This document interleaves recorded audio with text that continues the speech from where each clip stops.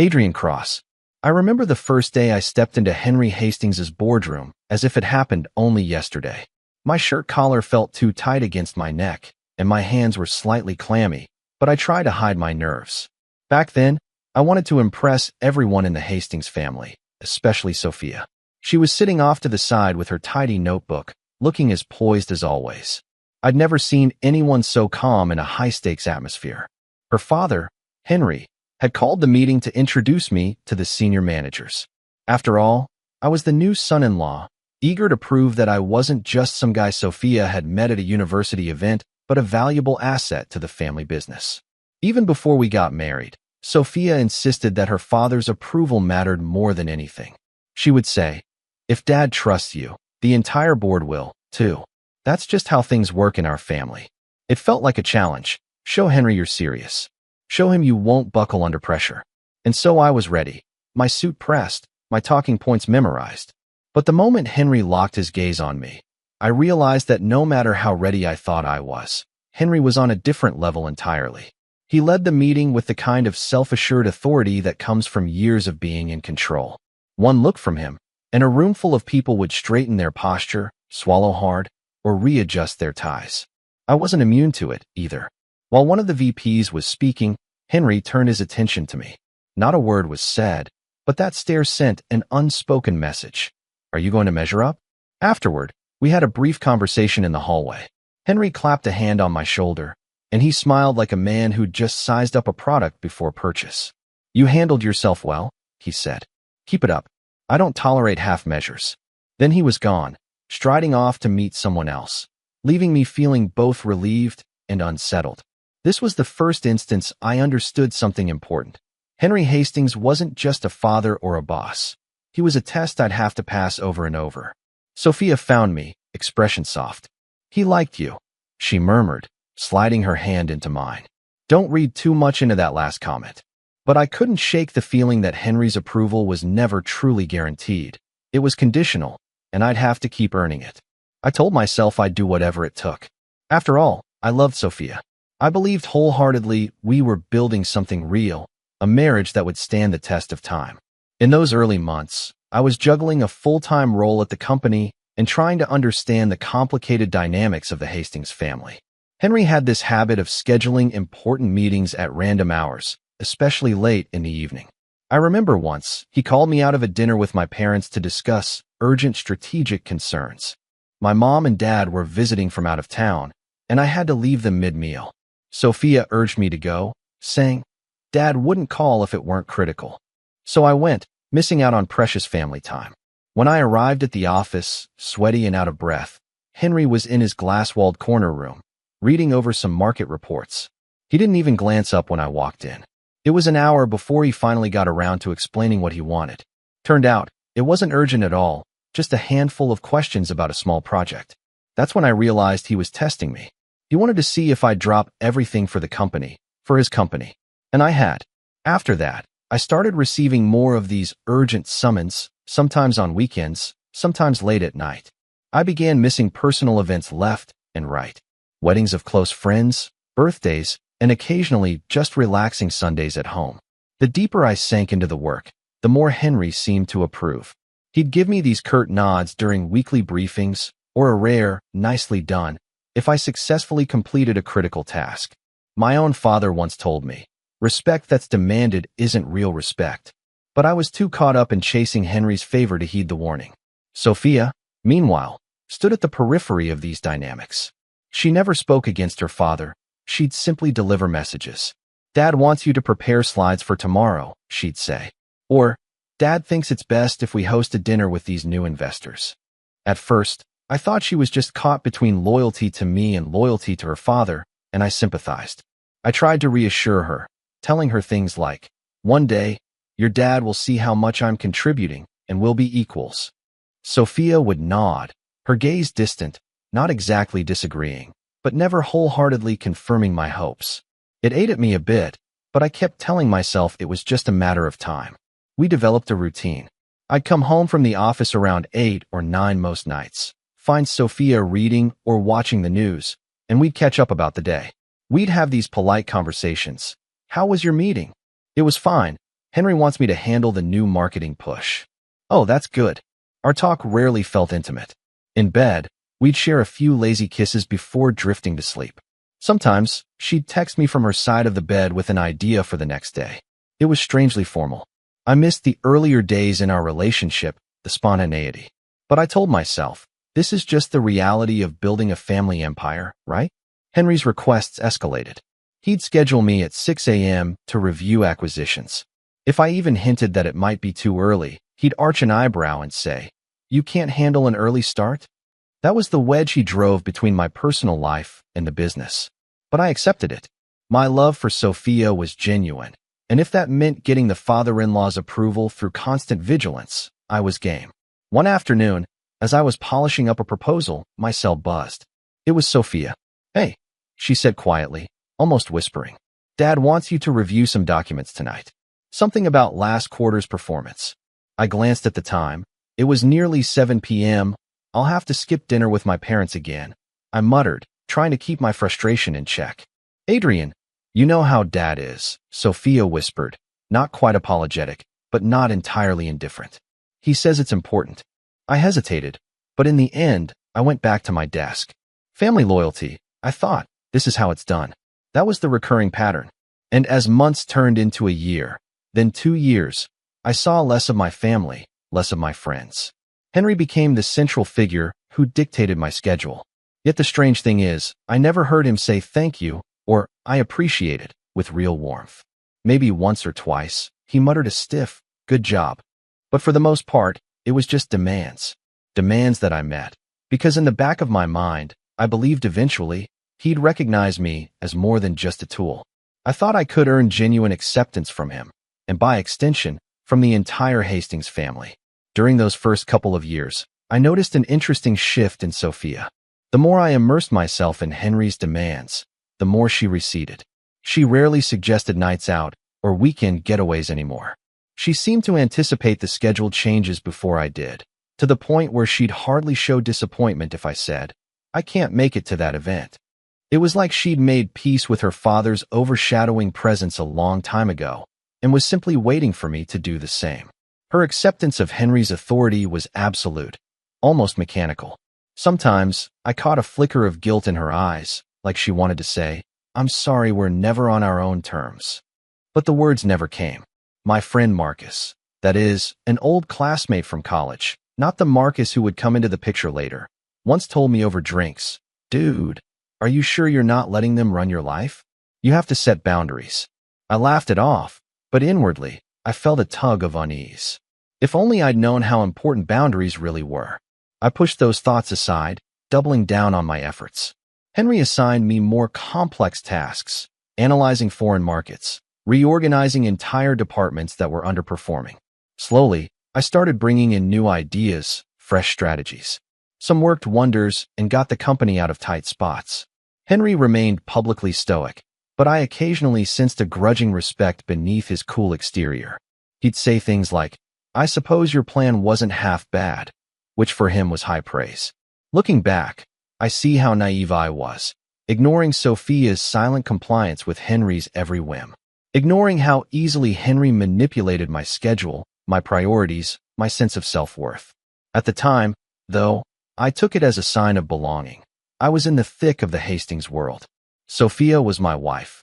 Henry was the father figure I wanted approval from, and I believed we were all working toward a common goal, expanding the company, securing the family's future, and building a stable life.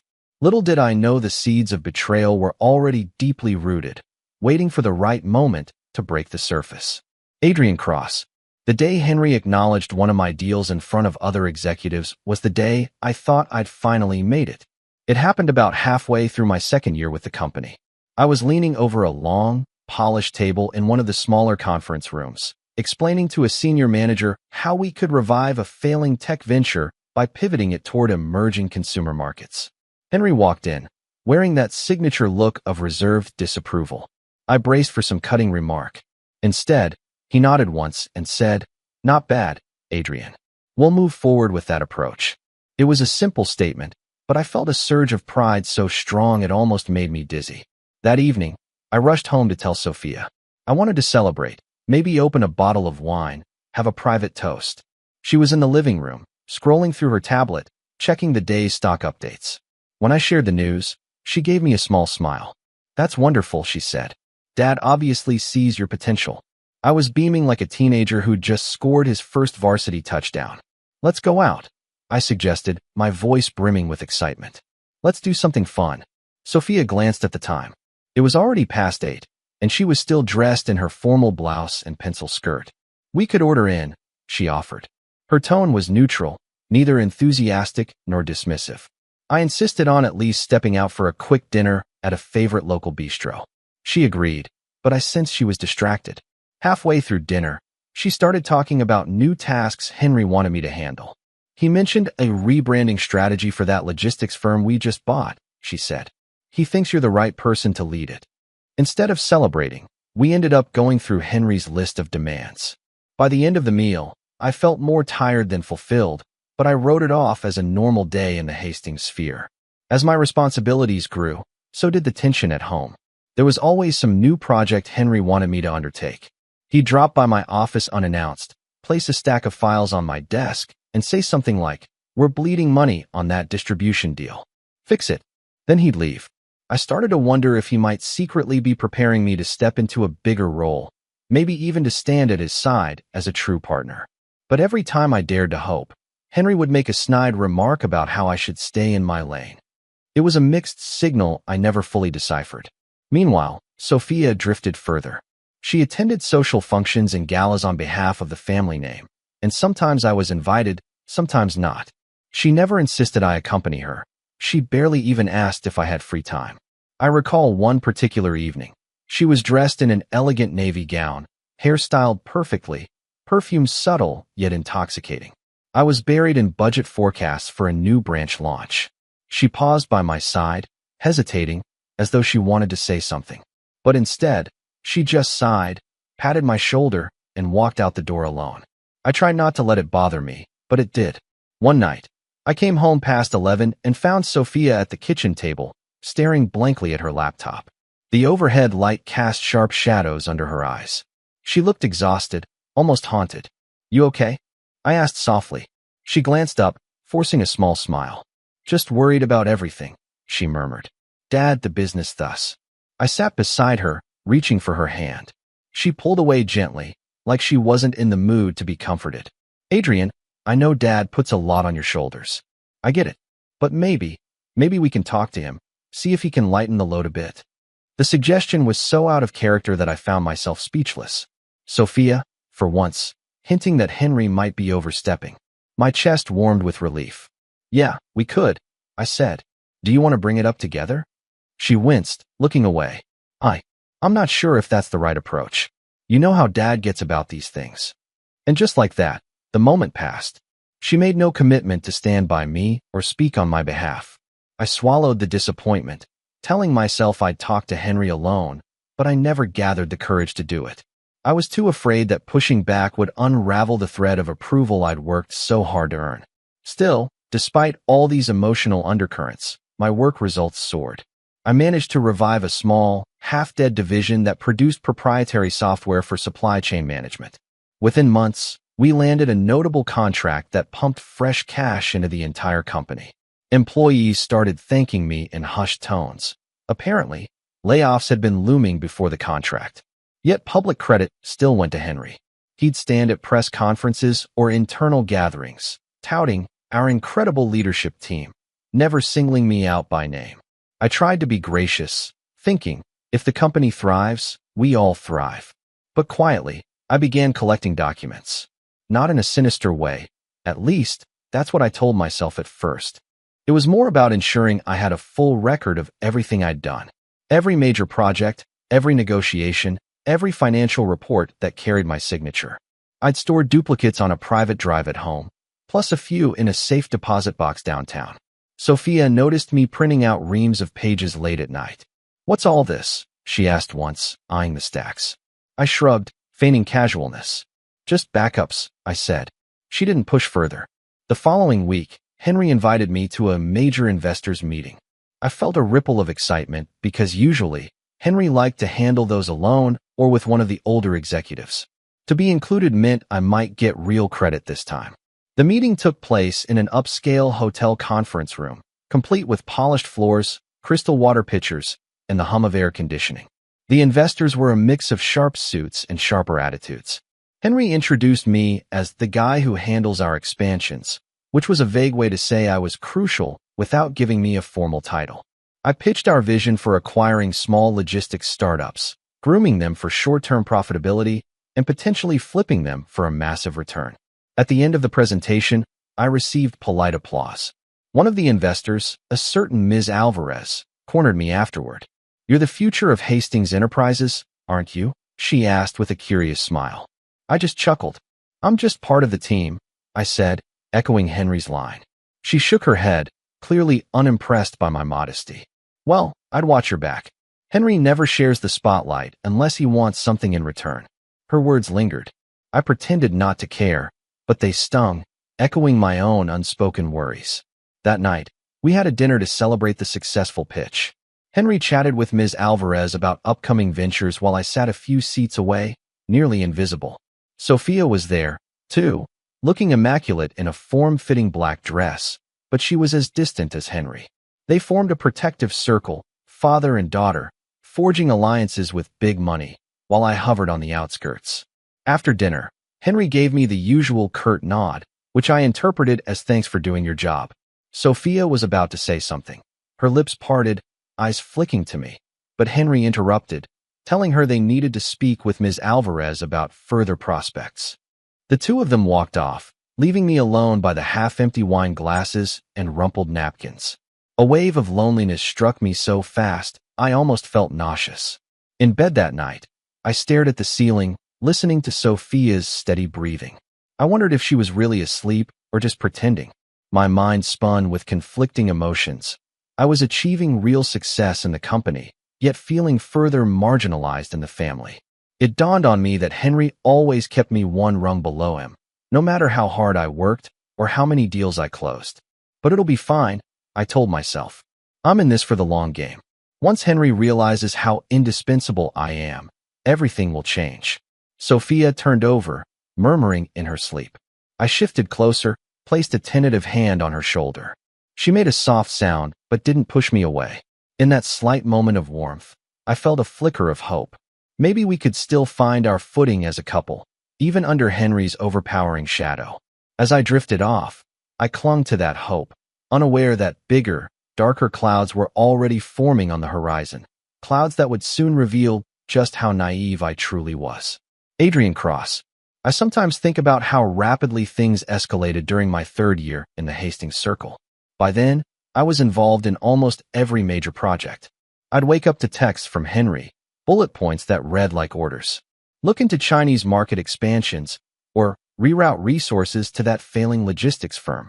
Meanwhile, I'd have to prepare weekly presentations for the board, showing them how our newly acquired subsidiaries were performing. I was busy, but I was also on a high. The company's numbers kept climbing, and part of me felt unstoppable. In those days, the people around me began to whisper that I was practically running the show. Some employees started coming to me with questions they would normally have asked Henry. It felt like a subtle shift in the hierarchy. At times, Henry would glare at me if I got too much praise in front of others, so I learned to downplay my successes.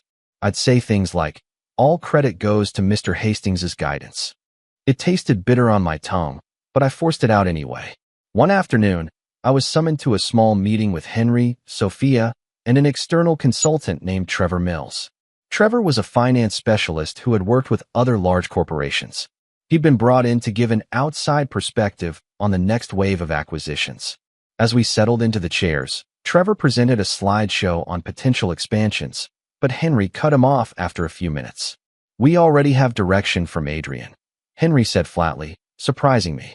"He's got his finger on the pulse of these markets." I felt a spark of pride until I caught the way Henry's eyes flicked toward me, as though measuring how I'd react. Trevor looked mildly annoyed. He clicked off the presentation, gave me a polite nod, then turned to Henry. "So you want me to stand down and just validate Adrian's data?" Henry shrugged. "That's right. Adrian's results speak for themselves." Sophia, seated beside her father, seemed tense, like she was expecting conflict. I should have felt good about the endorsement.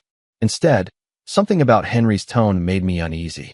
It was as if he was pitting Trevor and me against each other, waiting to see who'd flinch first. Later that day, I overheard Trevor talking quietly with Sophia near the corridor. I didn't catch every word, but I heard enough. Like he's testing them both. Can't see how this ends well. Trevor's voice was hushed, but concerned. Sophia's response was too low for me to discern, but her posture looked resigned. It made me wonder if she ever truly believed in my place here, or if she already saw the cracks forming. Despite the tension, that quarter turned out to be a major success for Hastings Enterprises. We secured a powerful investor who specialized in shipping, and the infusion of capital allowed us to buy out a promising tech startup. The official announcement was a big internal event. Henry made a short speech about the team's dedication. No mention of me by name, but I was used to that. Still, people congratulated me privately, slapping me on the back, whispering, "We know you're the one who pulled this off." It felt good, but it also made me think, why is everyone whispering? Why can't Henry acknowledge me openly? That night, Henry hosted a celebratory dinner at a classy steakhouse downtown. The entire board was invited, along with a few top executives and managers. The atmosphere was more casual than usual, wine flowed, and people laughed. I sat next to Henry at the long table, thinking maybe this would be my chance to connect with him on a personal level. But for most of the night, he was engrossed in conversation with another board member, Mr. Sinclair, about upcoming political shifts that might affect shipping tariffs. Eventually, Henry turned to me, placing a heavy hand on my shoulder. "Good work," he said, his breath tinged with the scent of expensive whiskey. "Next quarter, we'll see if you can keep up the momentum." In that moment, it hit me like a punch. No matter how much I did, Henry would always see me as a test subject, not a real partner. I forced a tight smile, acting grateful for the minimal praise. Across the table, Sophia was engaged in lively discussion with Danielle Roberts, my assistant. Danielle was an interesting figure, sharp-eyed, always prepared, and brutally honest in private. She'd been instrumental in helping me gather data, set up presentations, and fine-tune strategies. Sometimes I felt like she was the only one in that building who wasn't playing some sort of power game. As the night wore on, I caught snippets of Sophia telling Danielle, "Dad believes Adrian can handle anything. He's proven himself, hasn't he?" Danielle nodded, but her expression was guarded. On our way home, Sophia was silent in the car. I asked if something was wrong. She just shook her head. "I'm happy you're getting recognition," she said at last, but she didn't sound happy. We drove the rest of the way in near silence, the city lights blurring past, my mind churning with questions about her mixed signals. Did she resent me for overshadowing her father? Or was she expecting a bigger role? I couldn't pinpoint the exact cause of her unease. A few days later, Danielle pulled me aside in a quiet corridor. "Listen, Adrian," she said, voice low. "There's some talk around the office. People are wondering if Henry is grooming you or testing you for a fall. They can't tell." I tried to laugh it off. Why would he set me up to fail? The company's success is at stake. Danielle shrugged. "You know how it is with men like Henry. Pride, control. Sometimes they don't mind risking a piece on the chessboard if it means maintaining their own king status." The words rattled me, yet I refused to believe Henry was that cold-blooded. Or maybe I didn't want to believe it. In the midst of all this, I kept seeing small signs that Sophia's loyalty lay firmly with her father. During the day, she'd slip into Henry's office for private chats.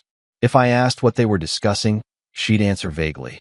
"Just some family matters," or "He's worried about the direction of certain projects." She rarely showed any direct concern about my perspective. I can recall one specific evening. I stayed late in my office, reading market forecasts. The building was nearly empty except for janitors and a few interns finishing up tasks. Through the glass wall, I saw a light in Henry's office. Curious, I inched closer. He was in there with Sophia, their faces lit by the computer screen. Her body language was quiet and attentive, as though hanging on his every word. Eventually, Henry handed her a thick folder. She seemed hesitant, but took it. Then she glanced at me, realizing I was outside, and quickly turned her back. I retreated to my desk, heart pounding. What was that about? When Sophia got home that night, I asked her if everything was okay. She gave me a measured look and said, "Dad just needed my opinion on some family estate matters. Nothing to worry about." I stared at her for a moment, then decided not to press. But a knot of distrust settled in my gut, growing with each unanswered question. Meanwhile, external chatter about an upcoming leadership shift persisted. Danielle mentioned that employees were anxious about rumors floating around. Something about Henry planning a major restructure that could see longtime execs replaced. But the details were murky. Whenever I asked Henry directly, he'd brush me off. Focus on your tasks. Don't waste time gossiping.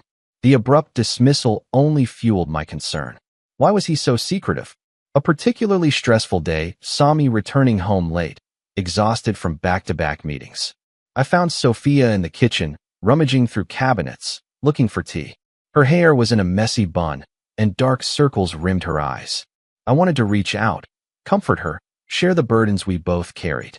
But something felt off-limits, like we weren't partners in the same fight. Henry mentioned anything about a shakeup?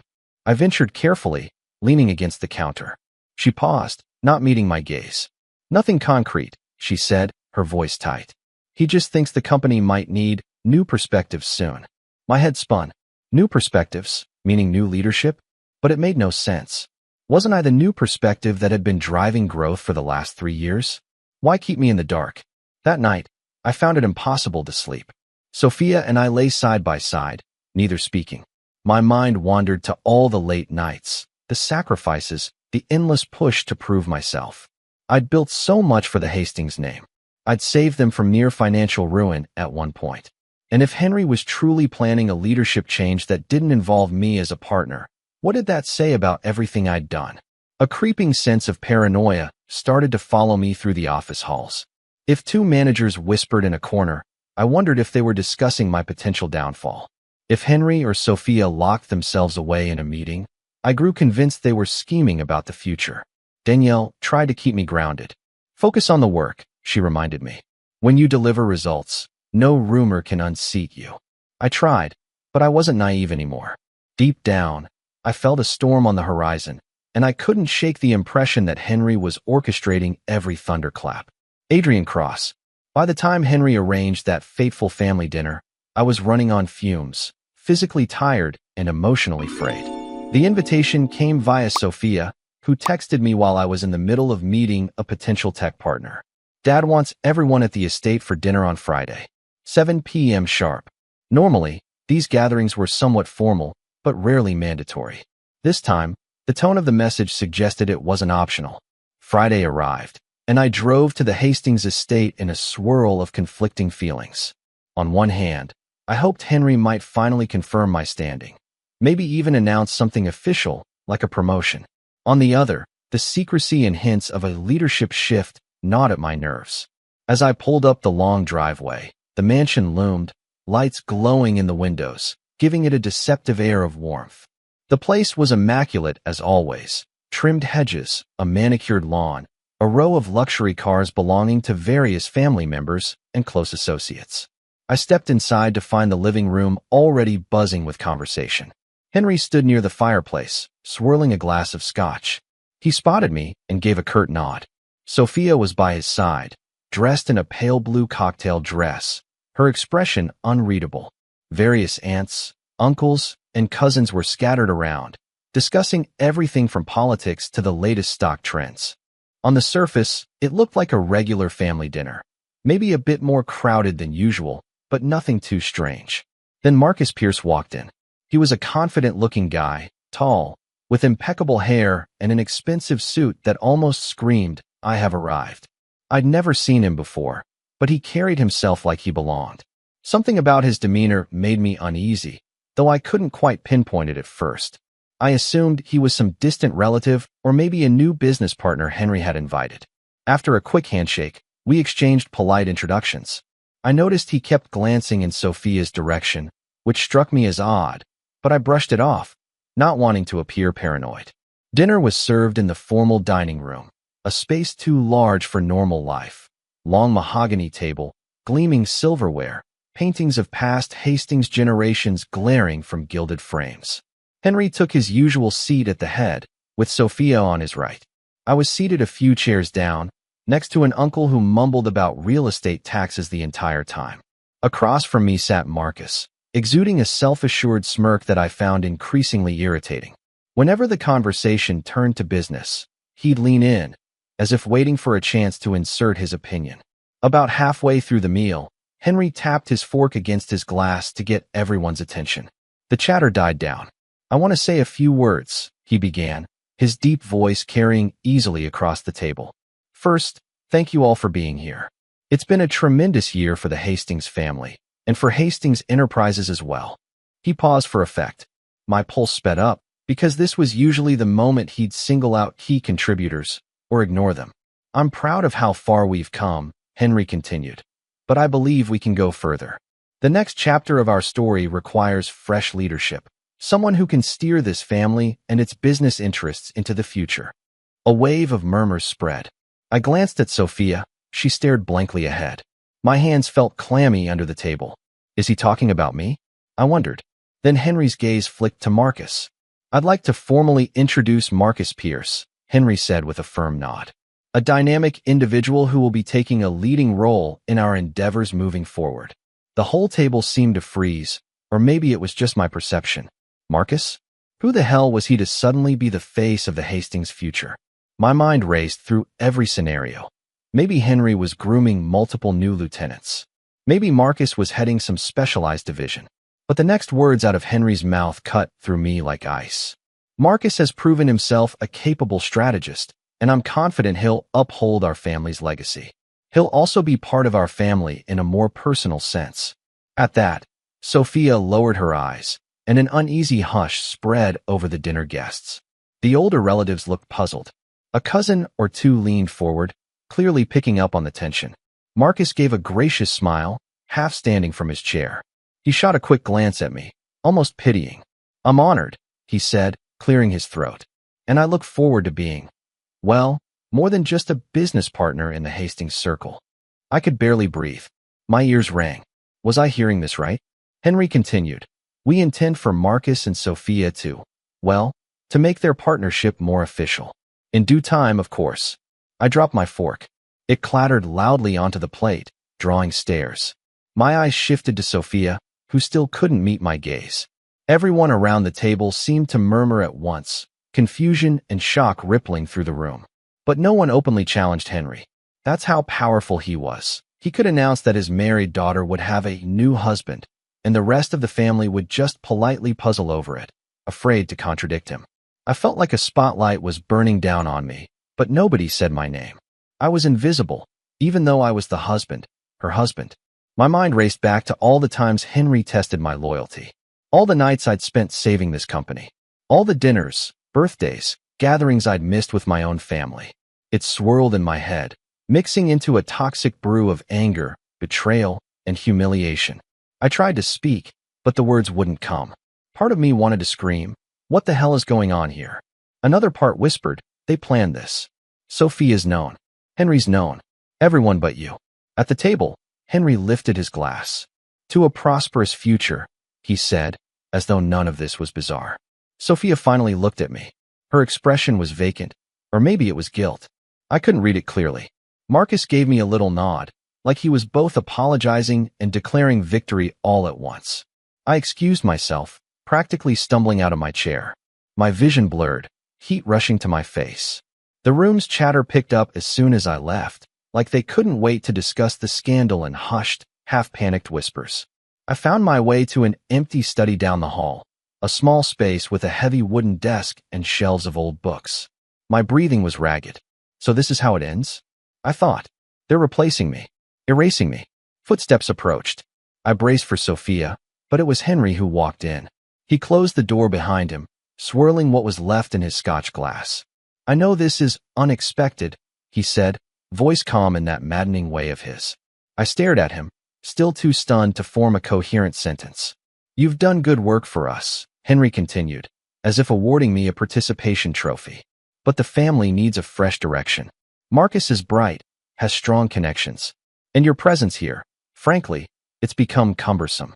I clenched my fists. All the loyalty, the sacrifices, the years spent slaving under his commands. Now it was cumbersome. I managed to choke out a single question. "Does Sophia have no say in this?"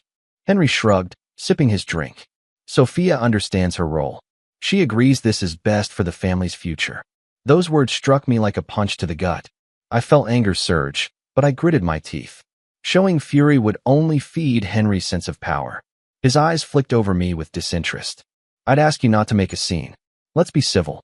We can discuss your exit from the company soon. The casual cruelty in his tone was staggering. But in that instant, a strange clarity washed over me. Maybe it was the adrenaline, or maybe it was the realization that I had nothing left to lose. I recalled the documents I'd painstakingly gathered, the shares I'd quietly acquired, the legal contingencies I'd prepared in secret. All because, deep down, I'd known Henry was capable of something like this. I looked him square in the eyes and nodded ever so slightly. Not agreement, but acknowledgement. He's made his move, I thought. Now I make mine. Without another word, Henry turned and left, leaving me alone in that silent study. For a moment, I just stood there, letting the anger settle into something sharper and more controlled. My breathing steadied, and I realized I had a choice. I could collapse under this betrayal, or I could use everything I'd built, everything I knew, to strike back. I left the estate soon after, ignoring the curious stares from relatives who lingered in the foyer. Sophia didn't come after me. Marcus didn't approach. Henry offered no pretense of farewell. I got into my car, heart hammering, and drove away from that house, from the life I thought I had. They want me gone, I told myself, knuckles white against the steering wheel. But they've forgotten something important. I'm not just some expendable pawn. I have a plan of my own. And so began the countdown to their reckoning, though they wouldn't see it coming until it was too late. I don't sleep that night. It's not that I refuse sleep. I simply can't find it. Every time I close my eyes, I see flashes of Sophia's face at the dinner table and Henry's smug, calm facade declaring that his daughter's new husband would be taking over. The memory boils in my veins like acid. I walk circles through the loft, the city lights flickering through the blinds, throwing restless shadows across the floor. Stacks of documents cover my dining table. They look harmless enough, just paper and ink. But these are the receipts of my life in the Hastings Empire.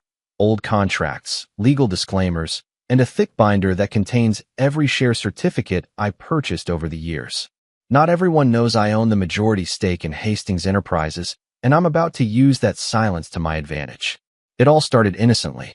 In the early years, I believed that if I was going to give my life to this company, I deserved a small personal investment. Henry never questioned it. He assumed I was being a loyal son-in-law. Every bonus or performance-based check he signed over, I funneled right back into shares under a quiet side account.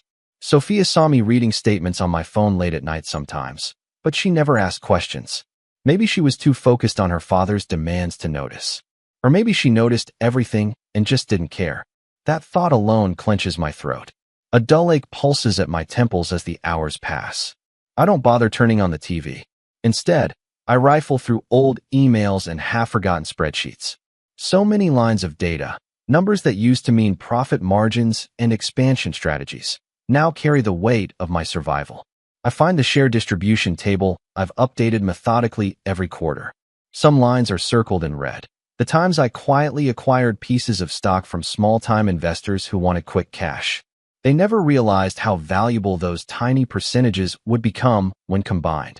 I recall a late-night phone call I once had with an accountant named Jed who had parted ways with the company.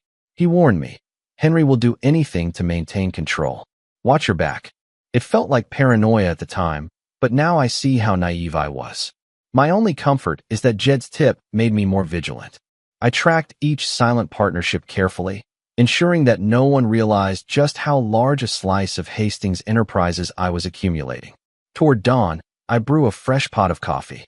The bitter scent fills the loft, mingling with the stale air of sleepless tension. I consider whether to message Danielle, my assistant, but it's too early. She's the only one who knows bits and pieces of my quiet preparations, though even she may not suspect how deep my plan runs. Lately, she's sensed something brewing, especially after the fiasco at the dinner. But I haven't laid out the entire blueprint to her. Not yet. I lean against the counter, nursing the coffee mug, and let my mind wander to that last humiliating scene with Henry. He looked at me like I was an afterthought, a worn-out tool he was discarding. That's the moment the switch flipped in my head. I stopped yearning for his approval. Now I want retribution, and I hold the cards to pull it off. By 6 a.m., The first hints of sunlight slice through the city skyline. I set my coffee aside and splash cold water on my face in the bathroom sink.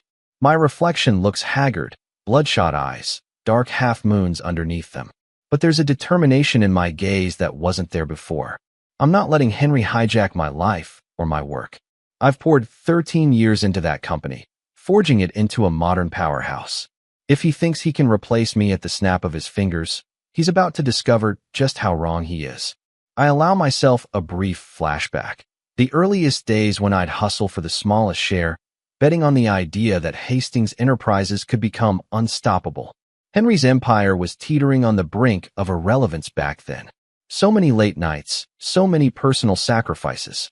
I missed birthdays, holidays, and romantic getaways with Sophia, only to be repaid with betrayal. The recollection stings enough to make me grip the sink edge until my knuckles ache. Exhaling sharply, I return to the table of documents. The top folder includes a breakdown of the company's total shares, clarifying exactly how I hold a majority.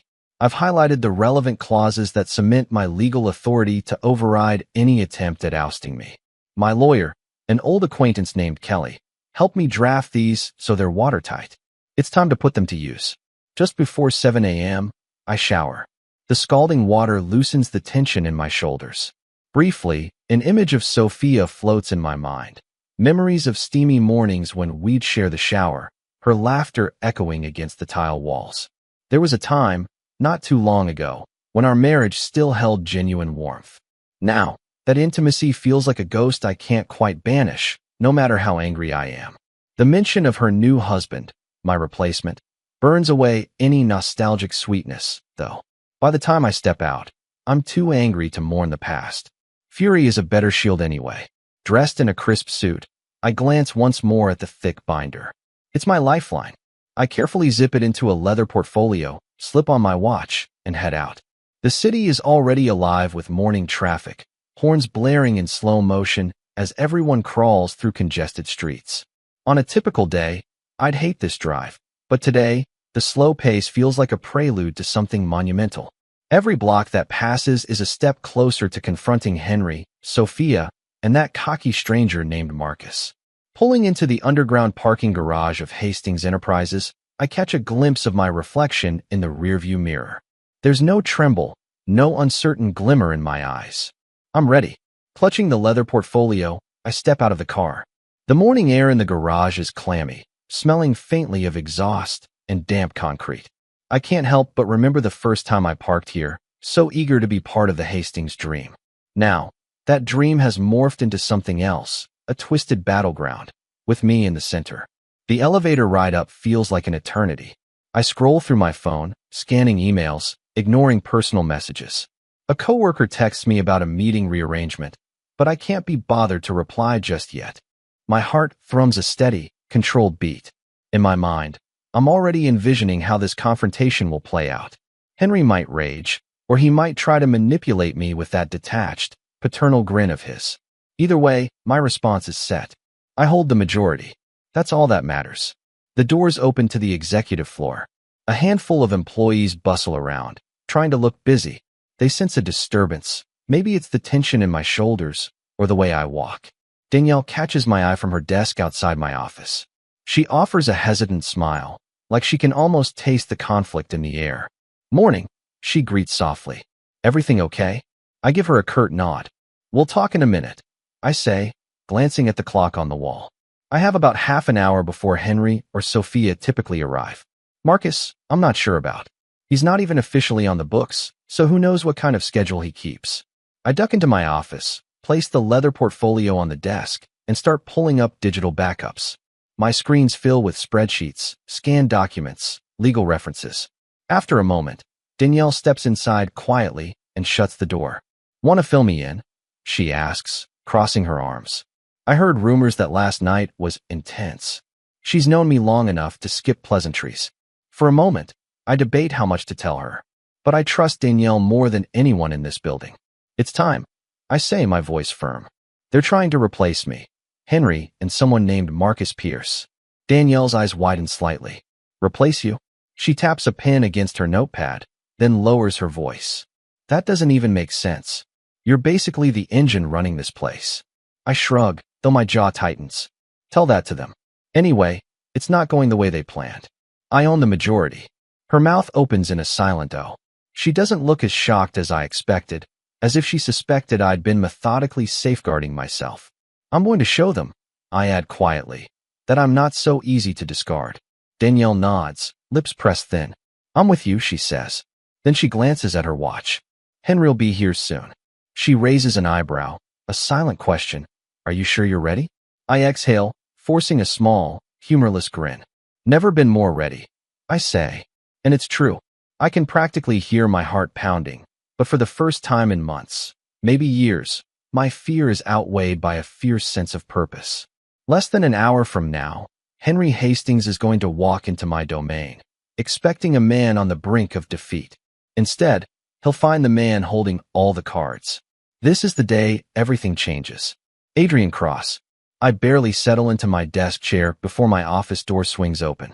No knock. Henry strides in with Sophia at his side.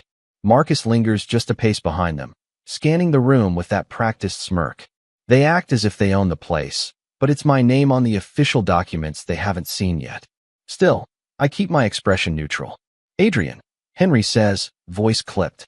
He's wearing a charcoal suit, sharp as ever, with that paternal edge in his tone that always made me feel like a rebellious teenager. We need to talk. Now. Sophia won't meet my eyes. She stands there, arms folded protectively. Every so often, she glances my way, but it's like she's bracing for a fight. And Marcus just steps around them, sliding his hands into his pockets as if he's strolling into his own office. The arrogance is staggering, especially given he's never contributed a dime or an hour to what I built here. I stand, adjusting the lapel of my blazer. By all means, I say, letting a calm smile ghost my lips. Though you might want to reconsider barging in unannounced. I do have work to do. Henry's mouth twitches. Don't get clever, he warns. We can't have you causing a scene. After last night. He hesitates, glancing at Sophia, who still stares at the floor. We expect a clean transition. We came to let you know how that's going to look. Marcus steps forward, voice slick. That's right. We'll need your cooperation in handing over any key accounts, client relationships, that sort of thing. I want to make sure I'm fully up to speed on how the business runs. I lean back against my desk, crossing my arms. It's almost comical, the level of confidence shining in Marcus's eyes. So this is the plan? I ask, my tone mild. You waltz in here, act like you own everything, and expect me to roll out the welcome mat. Henry gives me a frosty glare. Don't play coy. You know better than to stand in the way. Sophia and Marcus have the full support of the Hastings family. We gave you an opportunity, but it's time for fresh blood. My gaze slides to Sophia, searching for even a flicker of remorse or conflict, but her face is set. She doesn't speak. In that moment, it hurts, more than I'd like to admit. But beneath that sting is a quiet, building rage. I open the top drawer of my desk and pull out the leather portfolio. Look, I say, clearing my throat. I've got something you all need to see. I was going to save it for the next board meeting, but since you're here, let's speed things up. Henry's eyes narrow. What is it? There's a note of caution in his voice now, maybe even suspicion.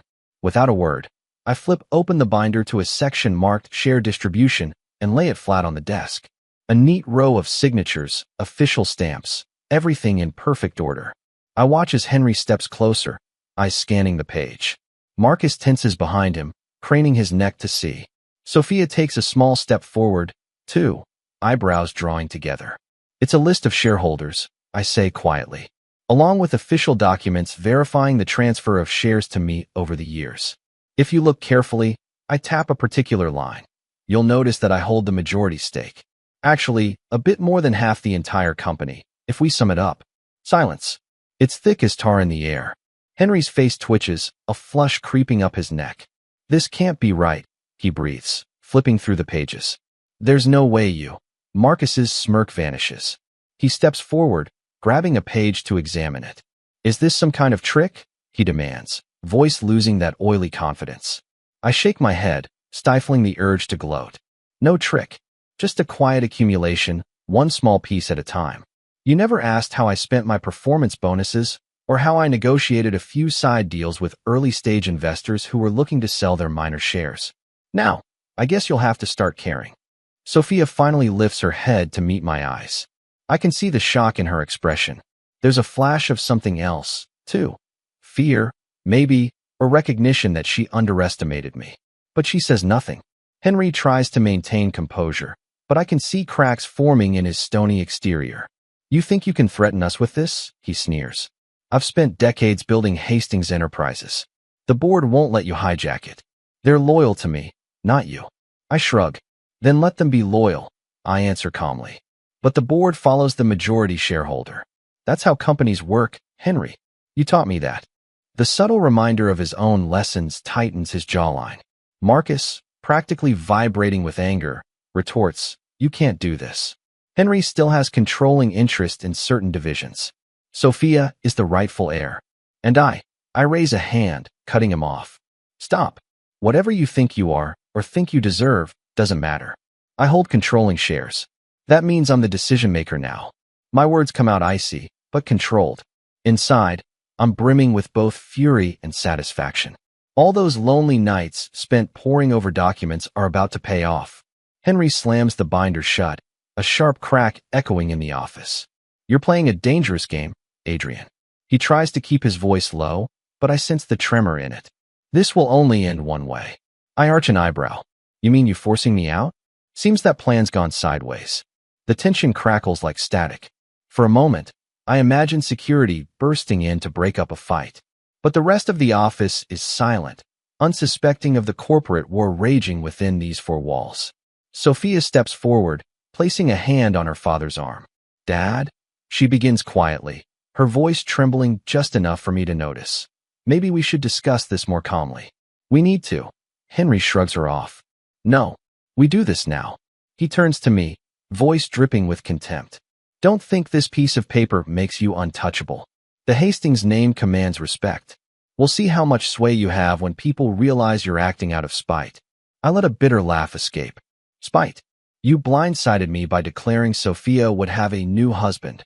That this entire empire I helped rebuild was suddenly going to someone else. Didn't think that was a bit insulting? Marcus tries to chime in, but Henry hushes him with a glare. Then Henry focuses on me again. If you plan to cling to those shares and block our transition, you'll face consequences. The threat doesn't faze me. If anything, it confirms that Henry Hastings doesn't handle defeat well. Good luck, I say, my voice almost a whisper. I've survived your test for 13 years. I'm still here, and I'm not leaving. Sophia's gaze darts between us, as though she's witnessing two alpha predators circling the same territory. She's about to speak, but can't seem to form the words. Marcus, too, looks at me like I just flipped the chessboard. His bravado is gone.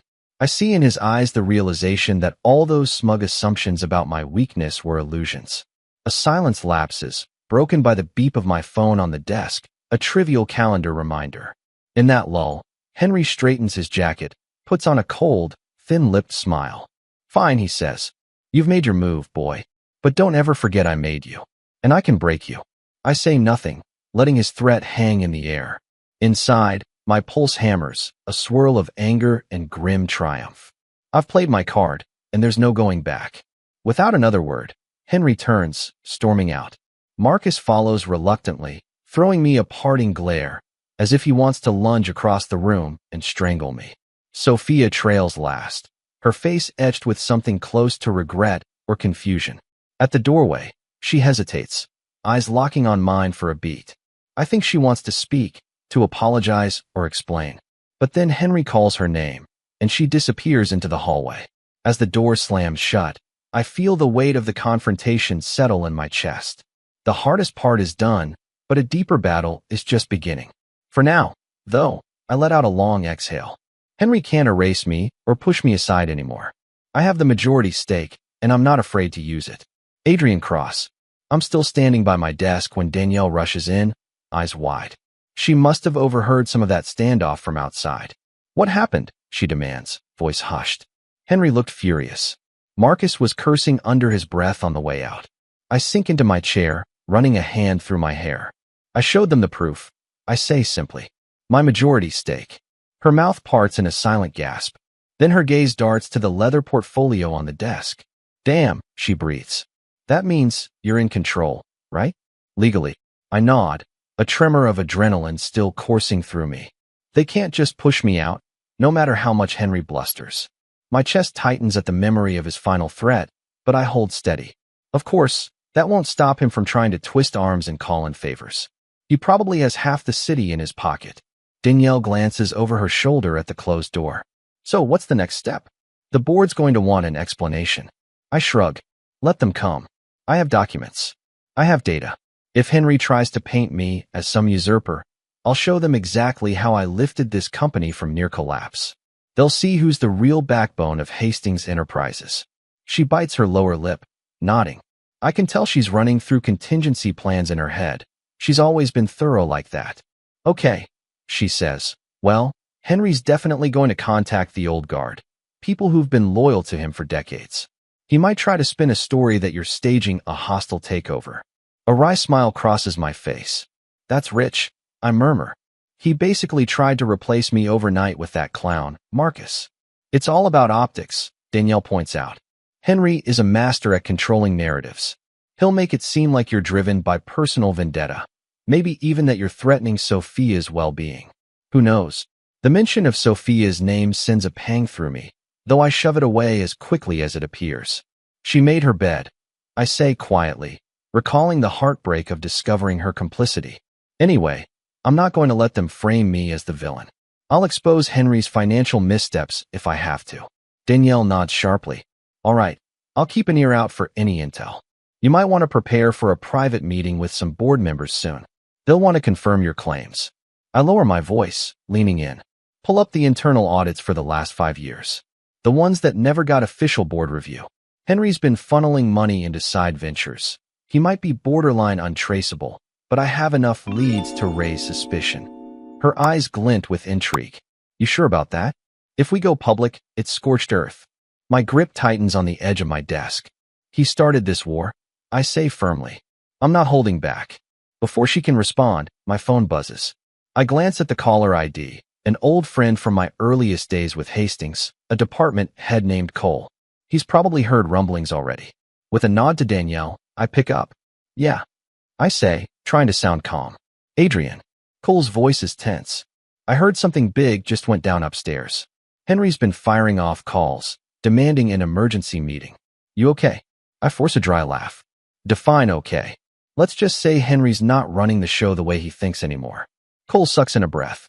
Whoa, are you going public with, well, everything? I glance at Danielle, who's already logging into her computer to start pulling internal audits. Let's just say I have documentation. He's not going to take me out that easily. On the other end, Cole hesitates. Look, you know I respect you, but Henry's got clout. People are scared to cross him. Be careful, man. I will be. Thanks for the heads up, I say, then hang up. Danielle's already firing off emails, eyes glued to the screen. The electric hum of the office picks up momentum as word spreads that Henry's in a rage. Usually, these halls are polished and neat, but I sense the underlying anxiety seeping into everyone's posture. Just then, I receive a text, unknown number. You think this is over? You have no idea what you've started. My stomach clenches, and I immediately guess it's Henry or one of his lackeys. I delete the text, unshaken. If intimidation is their game, they'll have to try harder. The morning hours pass in a whirlwind. I skip lunch, half expecting Henry to barge back in. But he's suspiciously quiet. I see updates from Danielle about calls placed to old board members, ex-lawyers, even a few shady contacts Henry might be using. He's definitely building a counteroffensive. I step into a small adjoining conference room for a breather. The windows overlook the bustling city. My reflection on the glass is the same man who walked in here all those years ago, but the optimism is long gone. I feel heavier, darker, like I've reached a turning point I can't undo. 13 years, I remind myself. 13 years of service to this family, only to be discarded. A surge of anger courses through me again, spiking my adrenaline. My phone buzzes again. This time it's a mild ring, indicating a call. Sophia's name flashes on the screen. My pulse leaps, and for a moment, I almost answer. Then I remember the numbness in her eyes last night, how she stood by Henry's side saying nothing. I let the call go to voicemail. A few minutes later, a text appears. We need to talk. Please. My jaw clenches. I flick off the screen, ignoring it. Returning to my office, I find Danielle waiting for me with a folder in hand. I got the audits you wanted, she says quietly. You sure you want to go there? Some of this stuff is serious. Could even be criminal if we push it. I riffle through the pages, scanning notes about offshore accounts, questionable consulting fees, and hush payments that Henry authorized. If Henry tries to bury me, I'll bury him first, I say. The bitterness in my voice surprises even me. Danielle purses her lips. Understood. Just be aware, it might provoke him even more. Let him be provoked. I snap, then soften my tone. Sorry.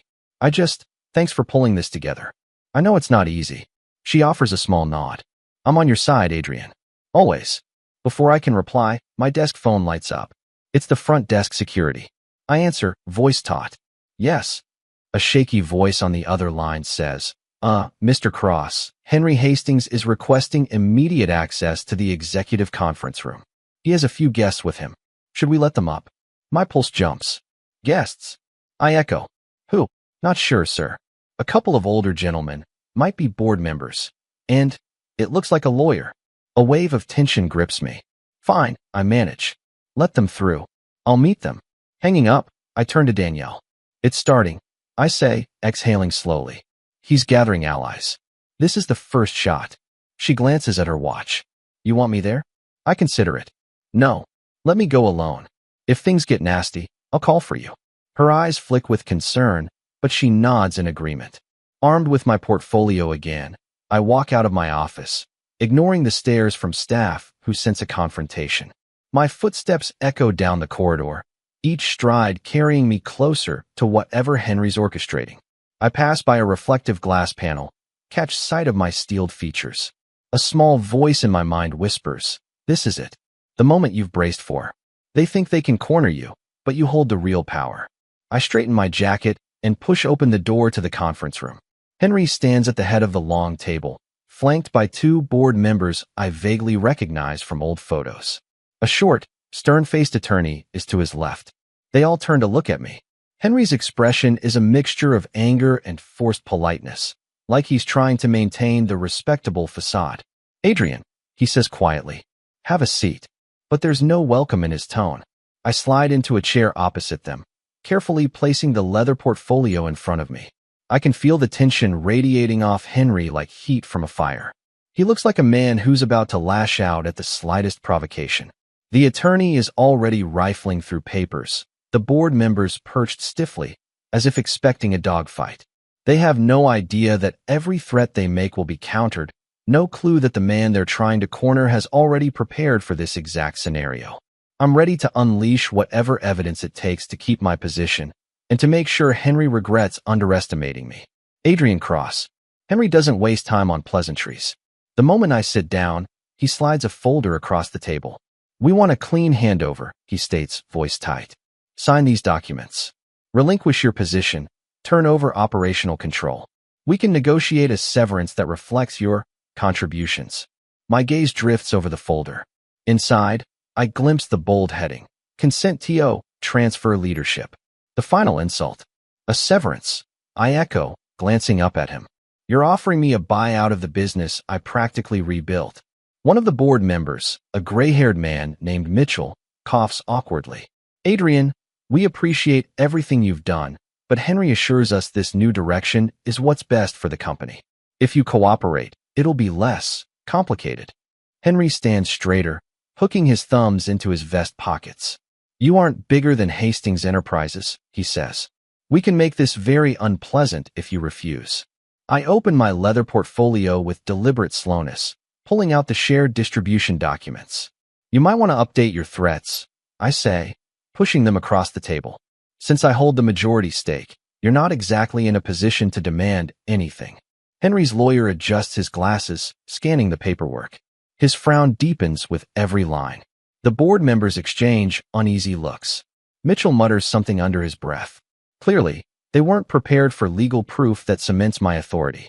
Henry's jaw clenches. So this is how you want to do it? Hostile takeover from within. A bitter chuckle escapes me. Hostile takeover? I've been here for 13 years, holding up this company. Meanwhile, you blindsided me by installing Marcus as Sophia's new husband and the fresh face of Hastings. And I'm the hostile one. Mitchell and the other board member, a woman named Caroline, shift uncomfortably. They're loyal to Henry, but the facts in front of them are in black and white. Henry, Caroline begins tentatively. Maybe we should convene a proper board meeting. We can't simply push aside the majority shareholder. Henry glares at her, then at me. Majority shareholder or not, I have decades of loyalty from the real players in this organization. One way or another, we'll see who the board sides with. That's when I casually flip open another folder, partial financial audits, and emails hinting at questionable transactions. I tap a line with my finger. Yes, about loyalty. You've got a lot of explaining to do regarding these funds that vanished into offshore accounts. The paper trail is faint, but it leads back to you, Henry. His face darkens. You dare accuse me of embezzlement? I shrug. I'd say misappropriation, at least. Possibly worse. I'm sure the board would be fascinated to learn how you've been using company money to prop up personal investments. If you think you can strong-arm me, I'm prepared to release a full investigation. The attorney clears his throat, shooting Henry a discreet look. He's probably urging caution. Mitchell and Caroline wear stunned expressions, as though the rug's been pulled out from under them. For a moment, I see Henry's composure teeter. He opens his mouth, but no words come out. Then he slams a hand on the table, rattling the water glasses. You are crossing a line, Adrian, he growls. Throwing around threats like this will bring down everything we've built. I stare him down, a wave of adrenaline making my heart pound. You were ready to discard me last night, humiliating me in front of the family. Don't talk to me about loyalty or lines. If you truly want to fight, I'll give you one. Caroline quickly interjects. Let's, take a step back. Perhaps there's a resolution that doesn't involve scandal. We can't afford a public meltdown. The press would have a field day. Henry exhales heavily, trying to rein in his anger. He looks to the lawyer, who gives a subtle shake of the head, probably signaling that they have no immediate move to counter my documentation. Finally, Henry faces me again. Think carefully, he says, voice level but cold. You may win the battle, but do you really want to tear this company apart? There's a reason the Hastings name commands respect. I fold my arms. A name alone doesn't command respect. Results do, and I have the results. You know it better than anyone. Silence fills the room, thick with tension. Outside the glass walls, employees pass by, oblivious to the high-stakes drama unfolding. I can't help feeling a slight tremor of triumph. All those years, all those sleepless nights, I gave this place my best. Now, ironically, it's Henry who's on the defensive. The short attorney coughs into his fist. Perhaps we should recess.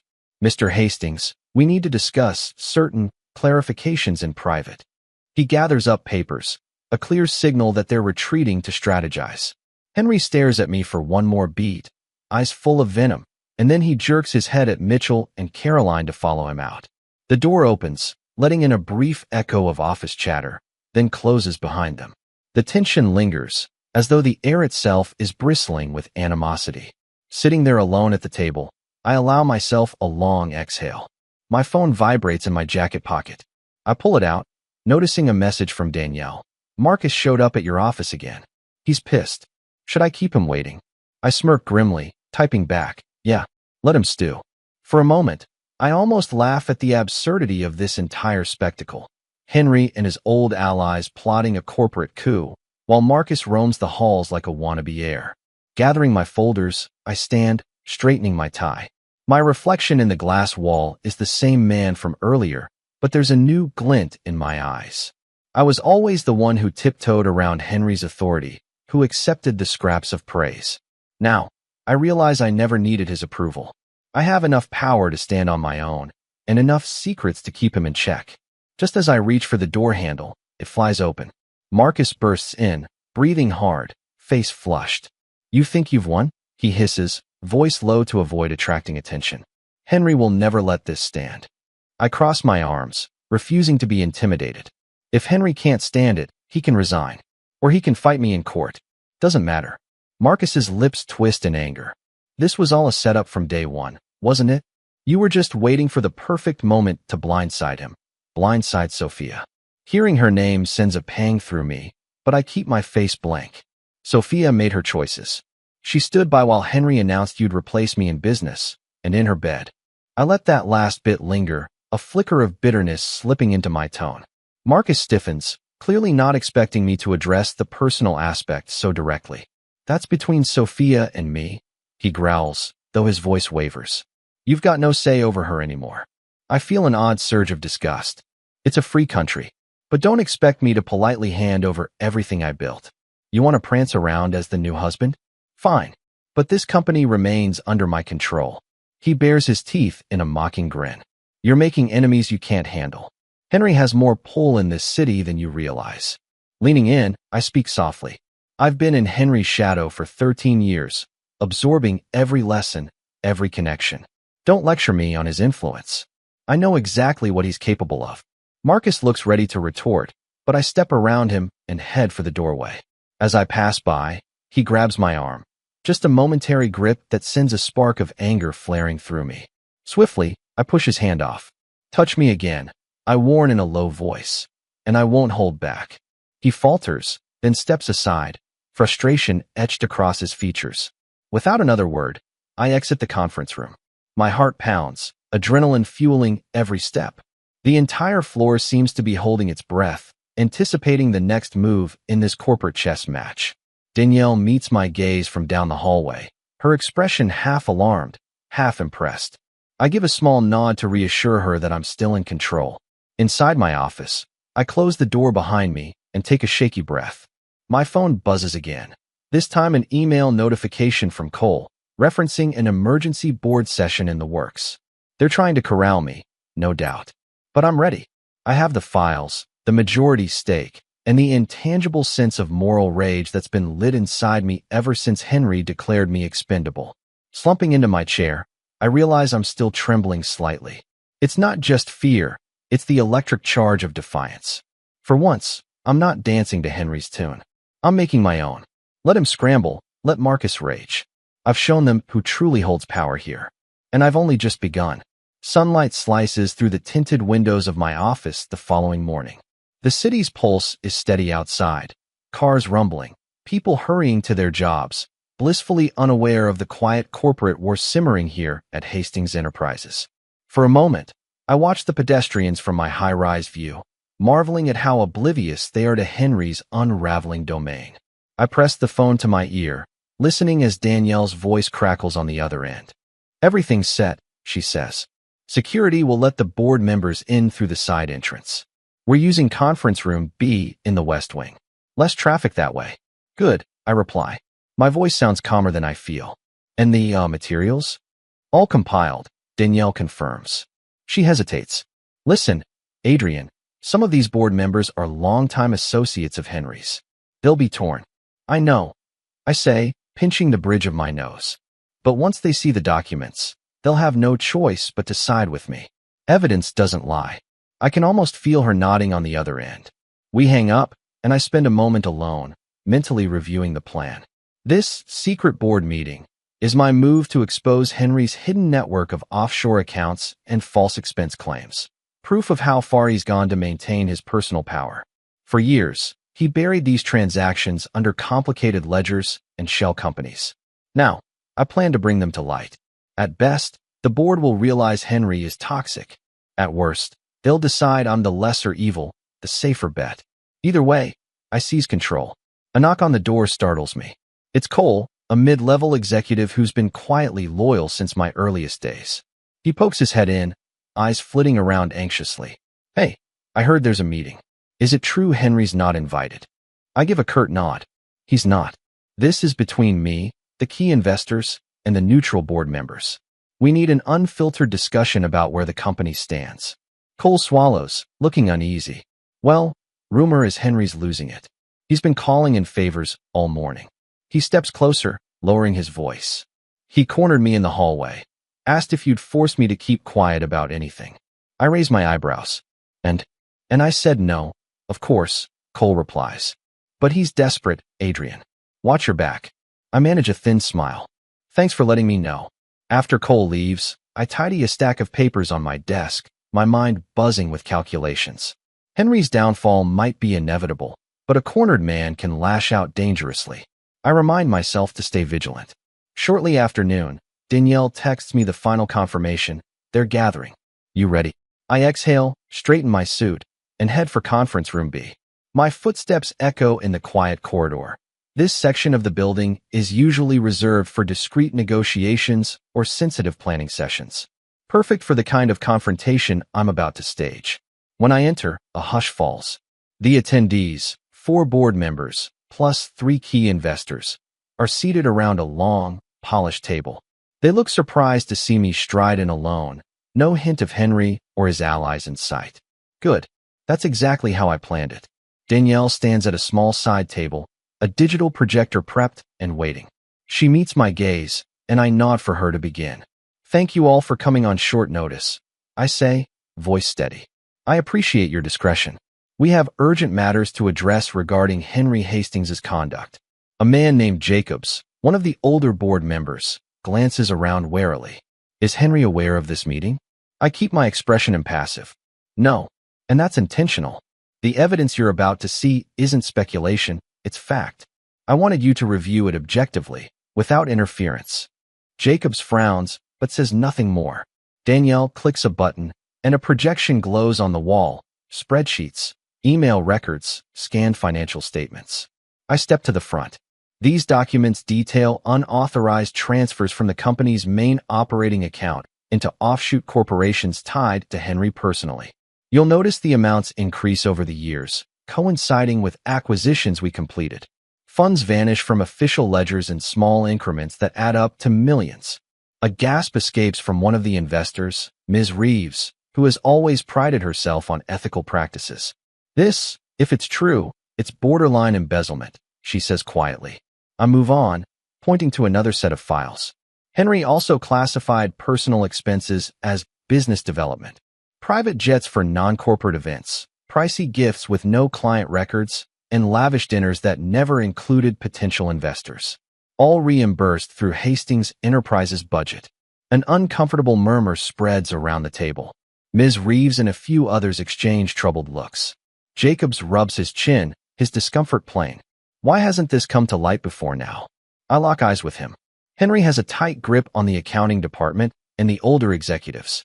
Many were too fearful or complicit to question him. But the data doesn't lie. I verified it with external sources. In truth, Danielle and I spent weeks cross-referencing old audits. Even she looked shaken by how deep Henry's greed ran. A hush settles as the weight of the revelation sinks in. A second investor, Mr. Carpenter, flips through the printed reports on the table. This could ruin Hastings Enterprises if the press gets wind of it. I'm aware, I say, forcing a calm tone. That's why I asked all of you here. We can't let Henry's personal misconduct drag down the entire company. We need a leadership realignment, one that cuts him out before his scandals become public knowledge. Someone stifles a cough. Then Ms. Reeves speaks again. You want us to side with you against Henry. And in return, you'll keep this quiet, keep the brand intact? I let the question hang, choosing my words carefully. I'm not threatening blackmail. But let's be honest, my loyalty remains to Hastings Enterprises, not to Henry's personal empire. I invested years of my life in making this company thrive. He's been siphoning funds for personal gain. We can't ignore that. Danielle switches the projector off. The abrupt darkness intensifies the tension in the room. Jacobs clears his throat. If we remove Henry or diminish his power, we could face legal backlash. He's not the type to walk away peacefully. I straighten. I understand the risk, but ask yourselves, do you trust a man who's been stealing from his own corporation to lead you forward? A few heads shake. You've seen the evidence. Align with me, and we'll restructure to protect Hastings Enterprises from scandal. Otherwise, we risk letting Henry's corruption corrode everything we've built. Silence. They exchange glances that speak volumes.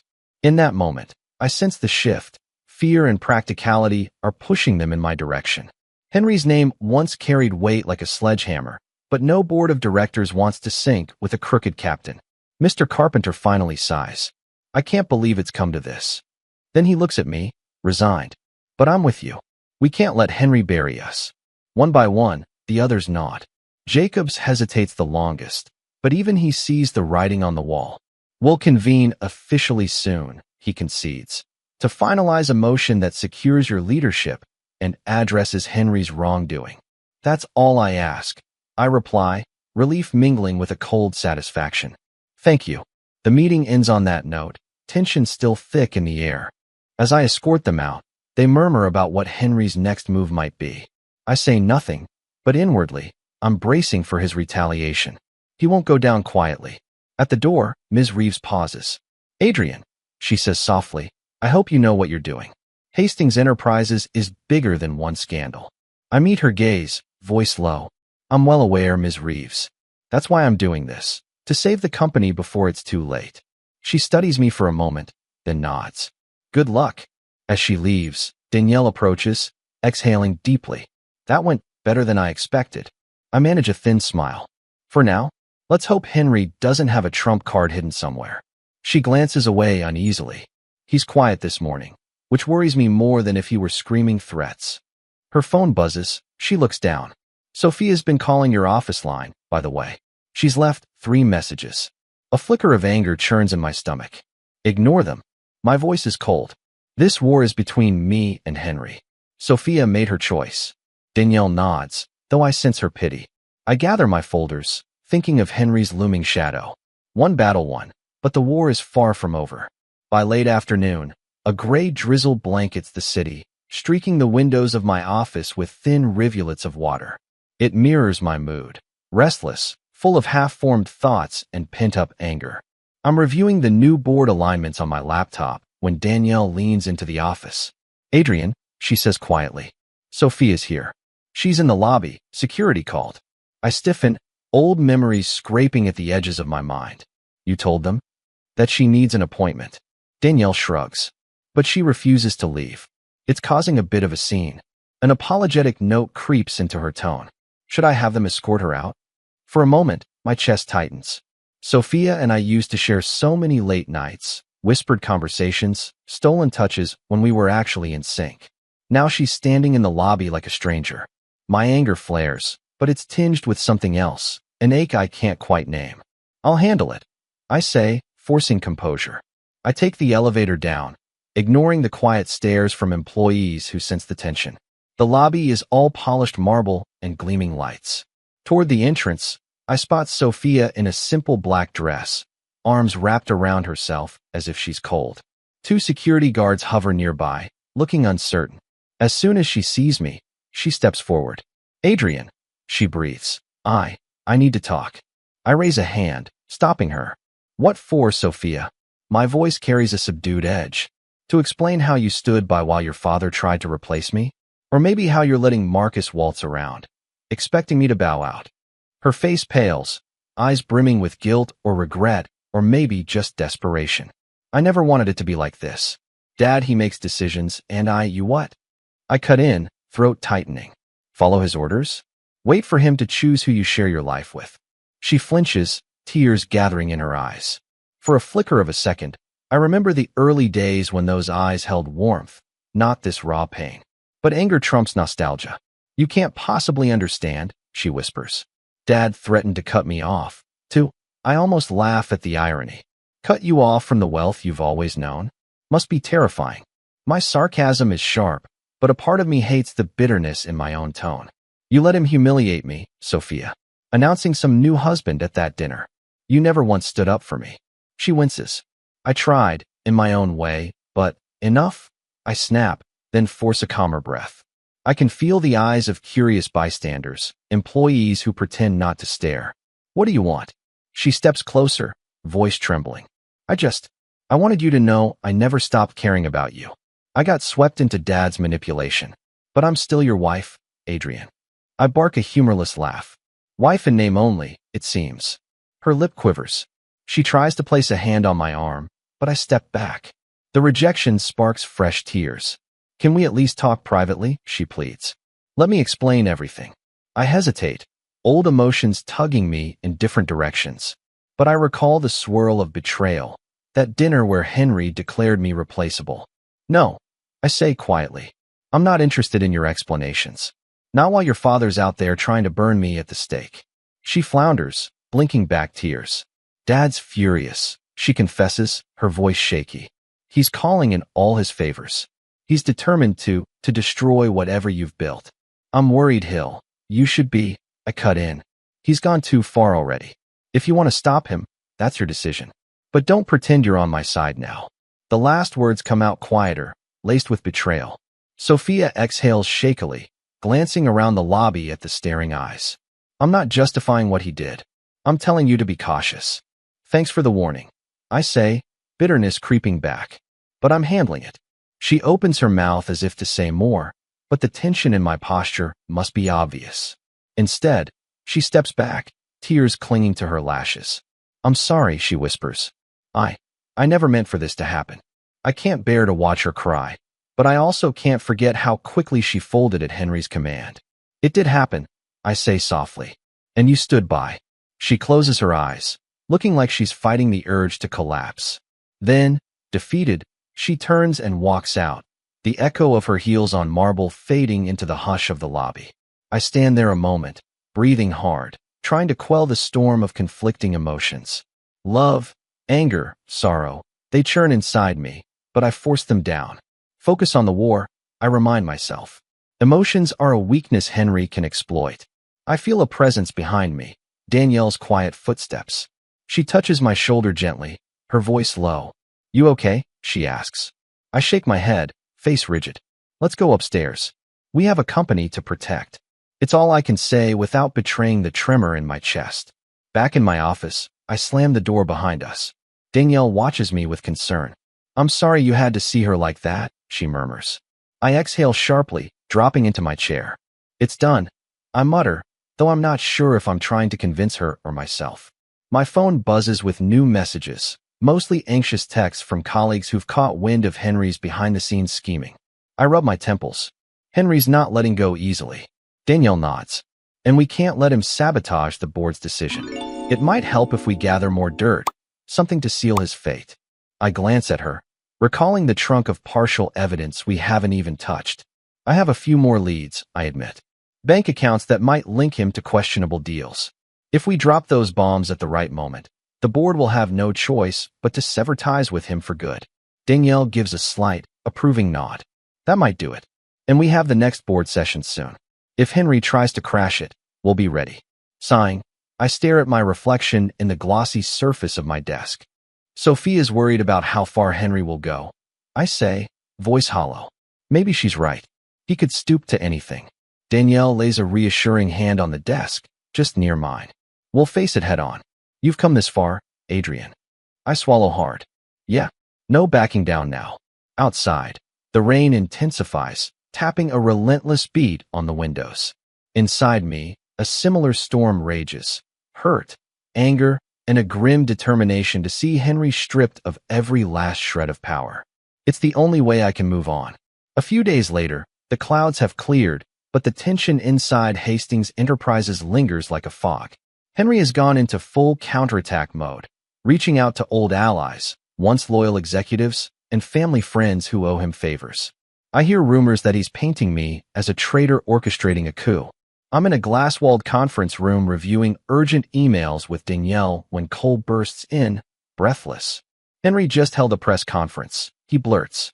He announced he's resigning from the company, some nonsense about stepping back for health reasons. Cole's eyes dart between us. But he also made it sound like he chose to leave, not that he was forced out. I set my pen down, adrenaline kicking in. Henry resigned publicly? On one hand, it's the final piece I needed. He's out of the picture. On the other, he's probably spinning the story to save face and discredit me. Did he mention me? I ask. Cole swallows. Indirectly. He said the new majority stakeholder has driven him out by undermining his authority. But he refused to name names. Danielle sighs, tension lining her face. So he's playing the victim. Classic Henry. I clamp my jaw shut, forcing a measured breath. What about Marcus? I ask quietly. Cole shakes his head. No mention of him. But I heard from the ops team that Marcus cleared out his desk. Didn't say a word. Just stormed out. I guess the father-in-law's meltdown took the wind out of his sails. A flicker of satisfaction stirs in me. Marcus humiliated, gone. That man tried to step into my shoes without earning it. Let him scurry away. Thanks for telling me, I say to Cole. He nods and leaves. I step out of the conference room to find employees whispering in clusters, checking their phones for updates. They part to let me pass, gazes flicking over me with a mix of curiosity and awe. I sense the shift. Some look at me like the new leader, others with distrust, as though I orchestrated Henry's downfall in the shadows. In the hallway, I run into an old colleague, Mara, from finance. She eyes me warily. "Can we talk, Adrian?" she asks. "Privately." I nod, stepping aside into an empty break room. Her posture is stiff, arms crossed. "Henry was always difficult," she begins. "But he's telling people you forced him out with a smear campaign. Some folks are sympathetic to him." I exhale. He resigned to dodge real accountability. You know how deep his questionable finances ran. If the board had confronted him, he'd face possible legal consequences. He's claiming victimhood as a diversion. Mara hesitates, frowning. "So it's true you have proof?" I give a curt nod. "I do. The board's seen enough to back me. I'm sorry if it's unnerving, but the company can't thrive under corrupt leadership." Her shoulders relax slightly. "All right. I spent years respecting Henry. It's disillusioning." She lowers her voice. "But if what you say is true, then maybe it's best he's gone." She squeezes my arm gently, a fleeting gesture of support, then leaves. I stand there, heart pounding. Henry's public resignation is a major milestone. But the final blow comes if I can ensure he can't slither back with legal or financial leverage. That's my focus now. Back at my office, Danielle is hunched over her laptop, scanning news clips of Henry's announcement. I join her, reading quotes from his press conference.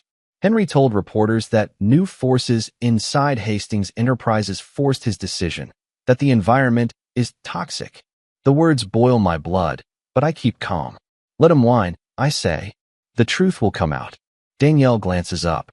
"We should issue an official statement, something factual, not inflammatory. We can't let him dominate the narrative."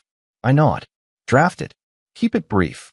Confirm that Henry resigned for personal reasons, but reaffirm the company's strength and leadership continuity. Nothing more." She smiles wryly. On it. As she types, I let my mind drift to Marcus. He's apparently out of the picture. Good. One less thorn in my side. And Henry is publicly gone, which might mean less direct sabotage. But a man like Henry doesn't vanish quietly. I recall Sophia's warning.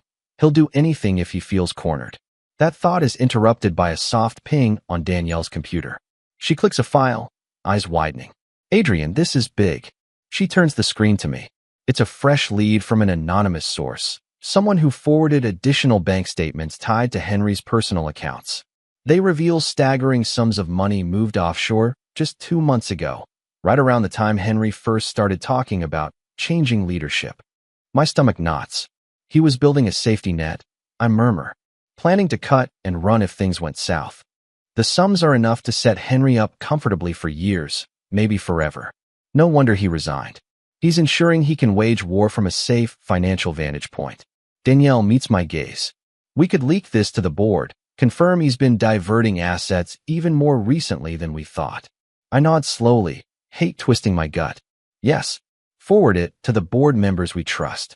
Let them see Henry's been planning this exit strategy while lying to everyone." She sends the files, and I lean back, the weight of it all settling like a stone. Henry's out, but not defeated. A man with offshore funds can orchestrate new attacks, lawsuits, sabotage, smear campaigns. I push away my own weariness. Can't afford to rest yet. Later that afternoon, the building feels oddly still, as if everyone's anticipating an aftershock. I walk through the corridors, exchanging measured greetings with staff. Some look relieved, others uncertain. When I enter a smaller lounge near the marketing department, I catch sight of Marcus's empty office through a glass door, his nameplate removed, a desk cleared. A sense of finality washes over me. Cole steps in, handing me a short stack of papers. "Draft agendas for tomorrow's board session," he says. "They're referencing Henry's public resignation and want your input on the official transition." "Thanks," I say. I can't resist a grim smile.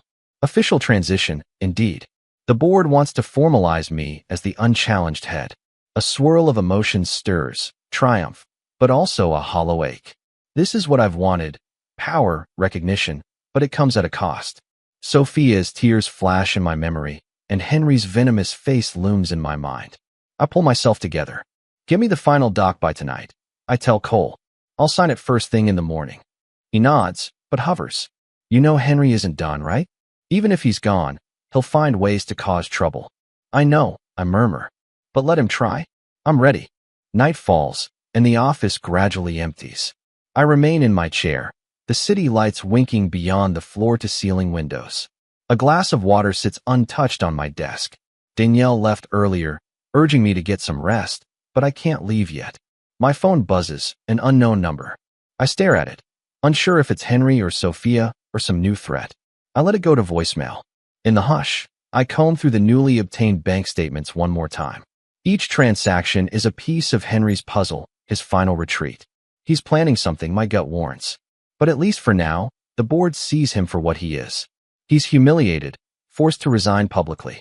Marcus is in disgrace. If Henry tries to fight, I'll show them every skeleton in his closet. Eventually, the janitorial staff's vacuum whirs in the distance, a monotonous hum that reminds me I'm still in the same building, the same place I once came to with starry-eyed ambition. So much has changed. Gathering my suit jacket, I stand, feeling exhaustion weigh on my limbs. Henry can strike from the shadows all he wants, but I've prepared for that. One more step, I think, and the company will be mine completely. The following morning's board session has an air of finality. I'm seated at the head of the grand conference table, the plush chairs around it filled by stern-faced executives and shareholders. There's an undercurrent of tension. Everyone knows Henry's meltdown was sudden, and many have come hoping for clarity. I open the meeting by recounting the high-level outcomes from the secret board gathering. I don't detail the exact nature of Henry's financial misconduct, just enough to illustrate why he's no longer fit to lead. A hush follows my words. Nobody speaks in Henry's defense. Jacobs, the veteran board member who once wavered, clears his throat. Given Henry's public resignation, we need to formalize who holds decision-making power at Hastings Enterprises going forward. His gaze slides to me. You have the majority stake, Adrian. Are you prepared to assume full responsibility? I feel the weight of every eye on me. My throat is dry, but I keep my voice steady. Yes, I've spent years running day-to-day operations behind the scenes, securing partnerships, and ensuring growth. I believe the company can only move forward by embracing new leadership, one not tainted by scandal. Mr. Carpenter nods. Then I propose a vote of confidence in Adrian Cross as our de facto leader. All in favor. Hands raise around the table. Some are tentative, but they're all up. Unanimous. A quiet sense of triumph blooms in my chest, tempered by the knowledge of what I've lost to get here.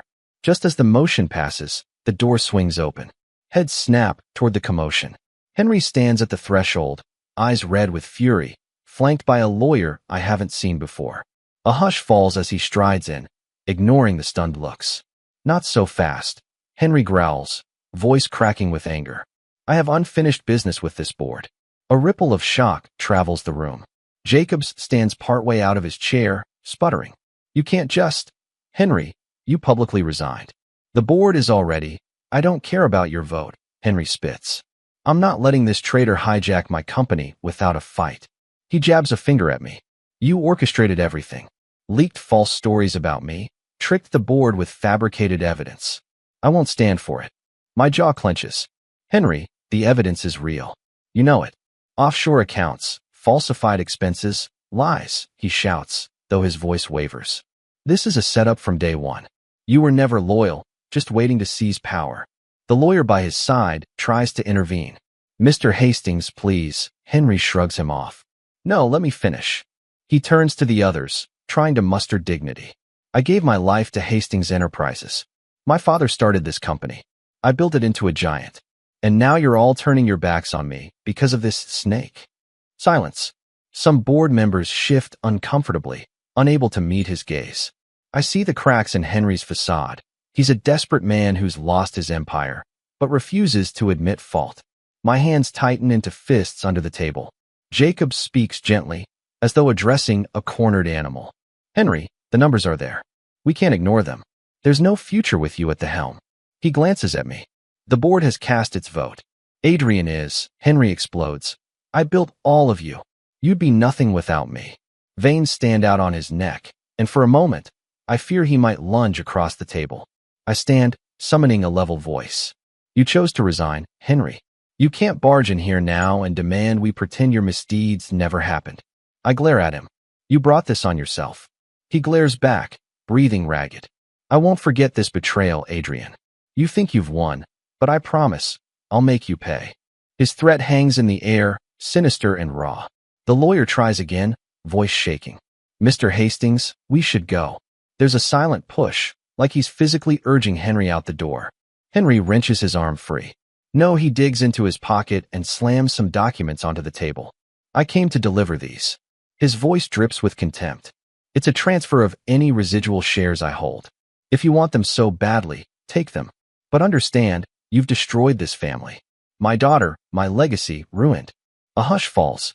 Carefully, I pick up the papers, scanning them. Indeed, it's a forced surrender of his remaining stakes. The final step in Henry's exodus. I feel a pang, a memory of the father-in-law who once offered me a chance, twisted though it was. But the bitterness overshadows the nostalgia. This ends it. I say, voice low. No more backroom deals, no more sabotage. Henry laughs, a hollow sound. You think I won't find another angle? You think I'll just fade away? I lift my gaze to meet his. If you try anything, I'll release every shred of evidence. You'll face criminal charges. The threat is quiet, but lethal. A muscle in Henry's cheek twitches. A tense beat passes. Then he slumps, all fight draining out of him in a visible wave. Damn you, he whispers. You don't know what you've done. With that, he turns on his heel and storms out, the lawyer trailing behind him, too stunned to speak. The door slams, and the boardroom sits in stunned silence. After a moment, Jacobs clears his throat. So, that's that, then. He glances at the transfer papers. He just handed over every share? Nodding numbly, I slump into my chair. Henry's official meltdown is complete. I should feel elated, but the room is thick with an odd sense of mourning. Ms. Reeves, who supported me from the start, crosses her arms tightly. It's for the best, she murmurs. Henry gave us no choice. The board soon disperses, many shaking my hand, congratulating me. I smile politely, but my heart isn't in it. I catch Danielle's eyes from across the room. She looks relieved yet concerned. We won, her expression seems to say. So why do we feel so hollow? A few minutes later, Sophia appears in the corridor outside, looking pale and anxious. News travels fast, apparently. She spots me, her eyes flicking toward the closed boardroom door. I brace myself, but she doesn't approach. Her gaze is full of sorrow, maybe searching for a sign that we can salvage anything. I can't give her that. Not now, maybe not ever. I turn away, stepping back into the boardroom to gather my belongings. My phone buzzes, a text from an unknown number. We'll cross paths again, Adrian. Count on it. No name, but I can guess who sent it. A shiver runs through me. Even stripped of his shares, Henry's threat looms. Danielle gently touches my shoulder. You all right? She asks, her voice hushed in the echoing room. I exhale, setting the transfer papers on the table. My head throbs with a dull ache. I should be, I say softly. I took everything from him, just like he tried to take everything from me. She eyes me with sympathy. Victory can feel strange when it comes at such a cost. I just nod, swallowing the lump in my throat. She's right.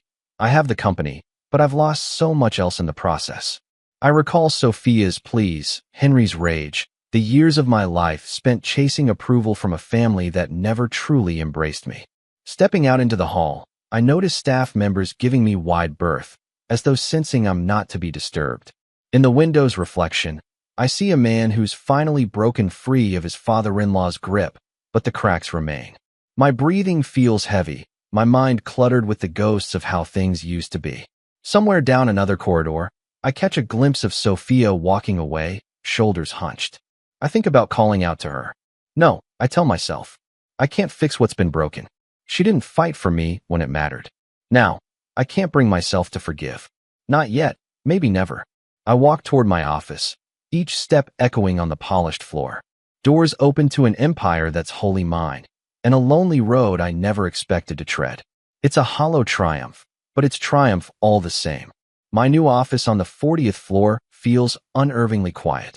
Months ago, I would have killed for this sense of authority, a sprawling corner suite with glass walls overlooking the entire city. But now, the silence clings like a shroud. The hum of phone lines, the muted ring of executives bustling around me, all fade into an indistinct background noise. I spin in my leather chair, letting my gaze sweep across the skyline. In the reflection of the window, I glimpse a man with hollow eyes. They belong to me.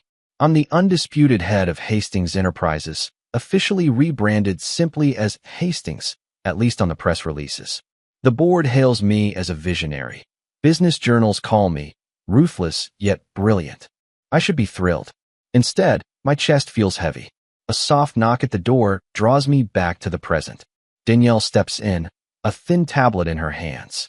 "They're ready for you in the main conference room," she says quietly. "You still good to present our quarterly achievements?" "Yeah," I reply, forcing my voice into a steady register. "I'll be right there." Danielle tilts her head, studying me. She's seen the shift in my demeanor these last few weeks, the lonely edge settling behind my professional mask. She doesn't press, though. "All right," she says, turning to leave. Her heels click softly on the polished floor. I follow her out a moment later, passing rows of cubicles where staffers pause to give me respectful nods. They used to swarm Henry once upon a time. Now, they do the same for me, but I notice a certain wariness. I can't blame them. My path to the top was paved with shattered loyalties. The rumors about how I dismantled Henry's reign remain fresh. Some respect me, others fear me. Neither feeling makes me more human.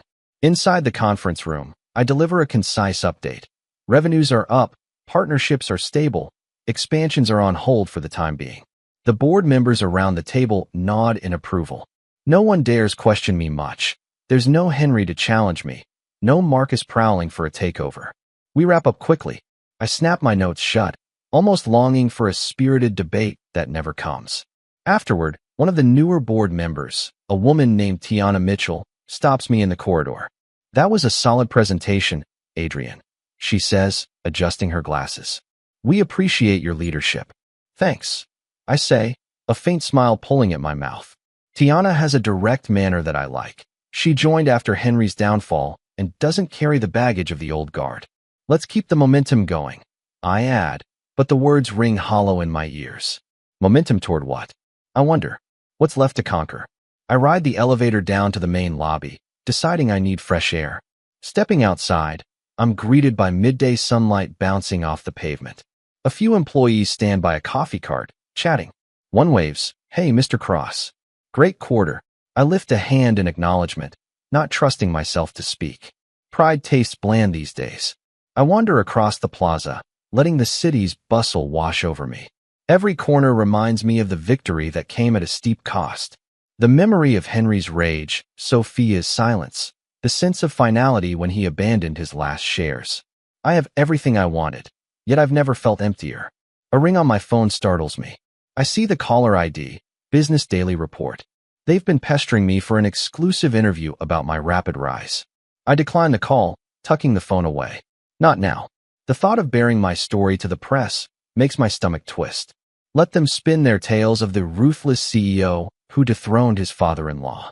I can't summon the energy to refute or confirm. A car horn blares, and I realize I've been standing at a crosswalk too lost in thought to notice the green light. I hurry across, ignoring the irritated driver. I don't know why I keep walking, but soon I find myself near a small park squeezed between office towers. There's a bench beneath a willow tree, and I sink onto it, inhaling the faint scent of cut grass. I glance around. There's a mother pushing a stroller, a few joggers on break, a cluster of teenagers laughing under a shade. Normal life, outside the corporate battlefield. The scene feels surreal. Maybe I should be jealous, I think. They have no idea what it's like to ascend an empire built on a family's betrayal. A memory surfaces, me and Sophia, years ago, sneaking away to a park bench not so different from this, back when everything felt simpler. We'd talk about the future, our ambitions, how we'd be unstoppable together. She used to rest her head on my shoulder, whispering about the house we'd buy, the vacations we'd take once her father finally warmed up to me. A phantom ache grips my chest, recalling that naive version of myself. My phone buzzes again, Danielle this time. I answer, forcing composure. "Yeah." "Where'd you go?" she asks gently. "I looked for you upstairs." "I stepped out," I reply. "Needed a break." "You okay?" Her tone is careful, like she already senses the answer. I'm fine, I say automatically, then hesitate. Just taking a moment. I'll be back soon. All right, she says, not pressing further. Just a heads up. The press is running that article calling you the Ice King of Hastings. Thought you'd want to know. I release a short laugh, empty of mirth. Great. Let them have their headlines. She's quiet for a beat. Come back soon. There's a meeting on next quarter's marketing strategy. Yeah, I'll be there. I hang up and tuck the phone away. Ice King, I mutter to myself. A fitting moniker for a man who destroyed his own marriage to seize a throne. The bitterness in my voice surprises me. I sit there another few minutes, letting the city's noises swell around me. A slow-moving swirl of distant honks, chatter, the hum of traffic. A single pigeon pecks at the ground near my shoes. For a moment, I envy that mindless creature. No regrets, no grudges, no love lost. When I finally stand and head back toward the building, I glimpse my reflection in a passing window. My posture is rigid, eyes distant. Is this really who I've become? The question lodges in my mind, but I push it down. The day's not over. There are responsibilities to handle, deals to be signed, illusions to maintain. I grip the handle of the glass entrance door and step inside, steeling myself. Sometimes, the hardest part of winning is figuring out what comes next. It's after 9 p.m. when I finally shut down my office computer. The rest of the building lies in shadows, most employees long gone. Only a few desk lamps remain lit on the executive floor, shining like lone fireflies in the dark. The echo of my footsteps across the polished floor underscores how deserted the place is. I stop by a window, staring at the city lights. Skyscrapers blink back at me, anonymous reflections of corporate ambition. This is typically the hour I feel most alone. Too late to be day, not yet late enough to justify going home. Home, I think wryly. My high-rise loft is just another empty space. A sudden noise catches my attention, a murmur of voices near the elevator bank. Curiosity piqued, I approach, spotting two security guards engaged in a subdued argument with someone. As I draw closer, I see the figure is Sophia, her hair pulled back in a loose bun, wearing a modest coat and looking more tired than I remember. My gut tightens. Why is she here again? Before I can decide whether to slip away, one of the guards notices me. Mr. Cross, he says, relief in his voice. She's insisting on seeing you, but she doesn't have an appointment. Sophia steps forward, arms crossed protectively. Adrian, please. I just want to talk. I glance at the guards, noting their anxious expressions. They're ready to follow whatever directive I give. It's okay, I say quietly. I'll handle it. They nod and back off. Sophia looks at me, a flicker of gratitude crossing her features. Thank you. I hesitate, searching her face. The memory of how easily she once let her father plan my downfall still slices through me. But I also see the shadows under her eyes, the stressed lines at the corners of her mouth. With a sigh, I gesture down the hallway. Let's go somewhere less visible. She follows me to a small vacant lounge room near the finance department. It's dimly lit, containing only a few armchairs and a glass coffee table. I switch on a floor lamp, casting a yellow glow across the space. A thick tension settles as we stand there, neither quite sure how to begin. Sophia clears her throat. I tried calling. You never picked up. I know. My voice is flat. I've been busy. She gives a rueful smile. Yes, I'm sure being CEO of Hastings is demanding. There's no sarcasm in her tone, just a weary acknowledgement. She takes a step closer. Adrian, I'm here because I need closure. After everything that happened, I can't just vanish without you hearing me out. My chest tightens. The old reflex, to comfort her, to hold her, flares up, but I quell it. She's part of the reason I ended up in this lonely empire. Say what you need to say. I murmur, arms folded. She inhales shakily. I know how unforgivable it seems, but Dad was controlling every aspect of my life. He threatened to cut me off financially. Yes, but more than that. He threatened to destroy you if I resisted him. Her voice trembles. I believed him. I thought the only way to protect you was to comply. A wave of skepticism hits me. Protect me. I echo. Henry paraded another man as your new husband, humiliated me in front of the entire family. You didn't stand against him. That doesn't feel like protection. Her lips quiver. I'm not saying I handled it well, she admits. I froze, Adrian. Ever since I was a teenager, Dad used me as a bargaining chip. I learned not to fight back, or he'd find a way to punish me.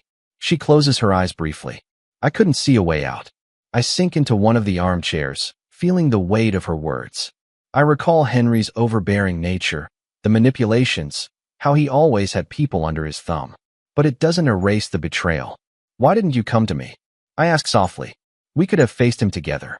She moves to sit across from me, gaze shifting to the floor. Because I was scared. You and Dad were already clashing, and he was calling in favors from powerful connections. I thought if I just did what he wanted, I could keep him from completely ruining you. I let out a low, humorless chuckle. He nearly ruined me anyway. Sophia's eyes brim with tears. I know, and I'll never forgive myself for not being braver. She swallows hard. But I swear, I didn't want Marcus. I never loved him. It was Dad's idea from the start, a sick way to replace you. Silence envelopes us, thick as fog. 1,000 emotions swirl in my chest. Anger, pity, longing, hurt. The memory of the family dinner where Henry announced I was obsolete replays in my mind. That look on Sophia's face when she refused to speak up. You hurt me, I say at last, voice trembling despite my best effort. So deeply that I can't just accept an apology. The damage is done. She nods, tears sliding down her cheeks. I know. I had to try. I had to tell you my side, however flawed. For a moment, I consider offering some token of comfort, but old wounds burn too fiercely. Instead, I clench my fists, wishing this conversation could undo the past. Now you have, I say, forcing an even tone. What do you expect from me? Her breath shudders. Nothing. I don't deserve anything from you. But I hoped, maybe someday we could talk again. Without all this pain. I can't stand knowing I let Dad rob us of the life we wanted. That last sentence strikes a chord. The life we wanted. I remember fleeting images of shared dreams, sunrise coffee on a porch, kids we never had. My throat constricts. It's too late to fix what's broken, I murmur.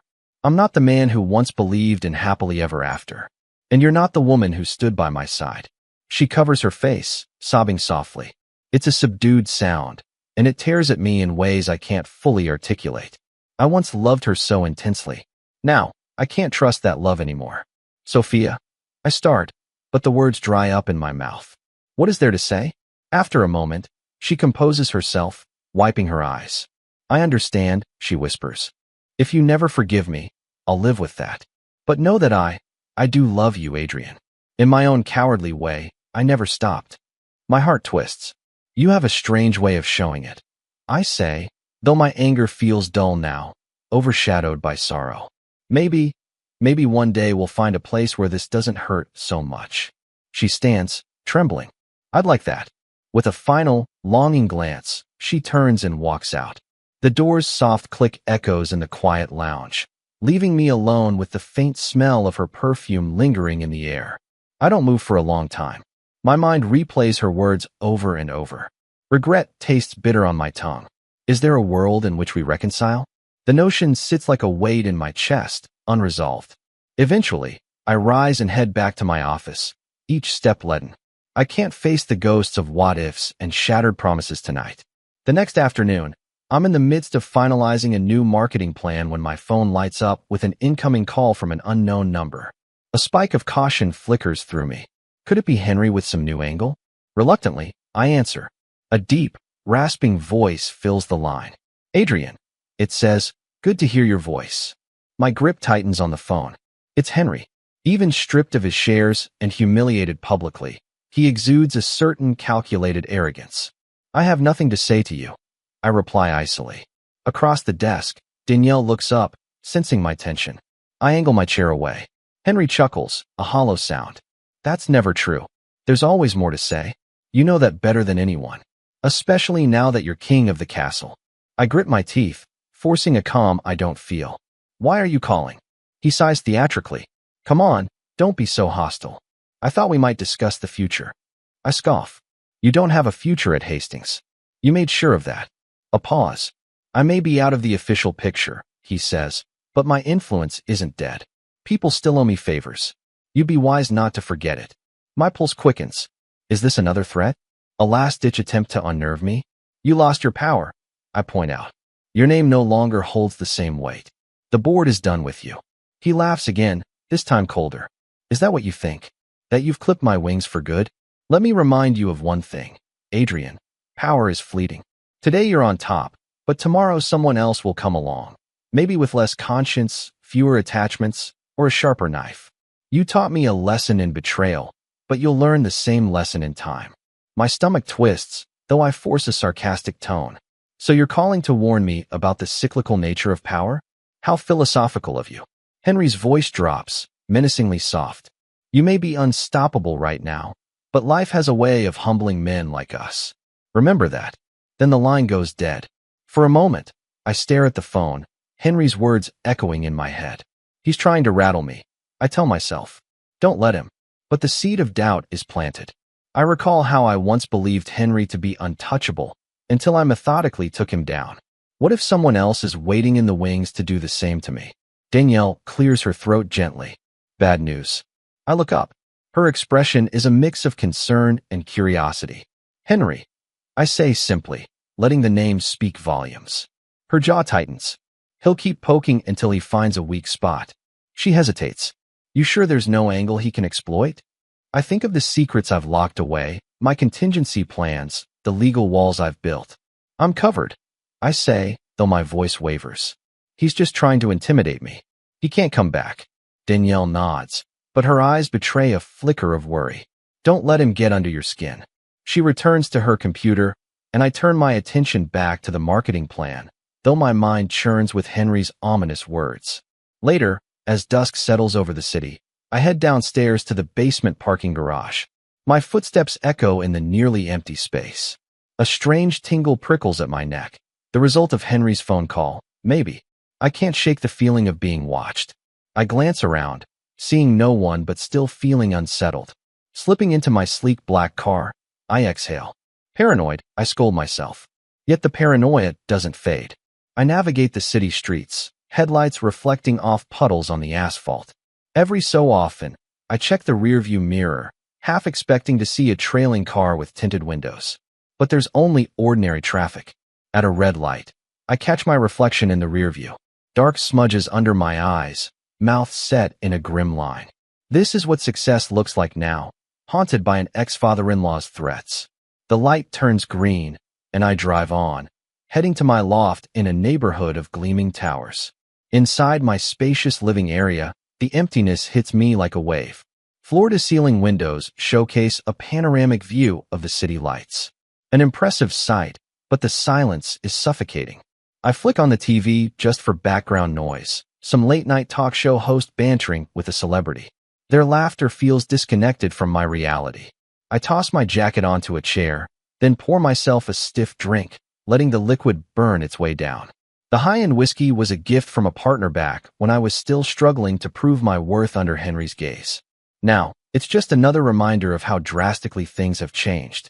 Phone in hand, I scroll through messages, mostly business updates, requests for interviews, congratulatory notes.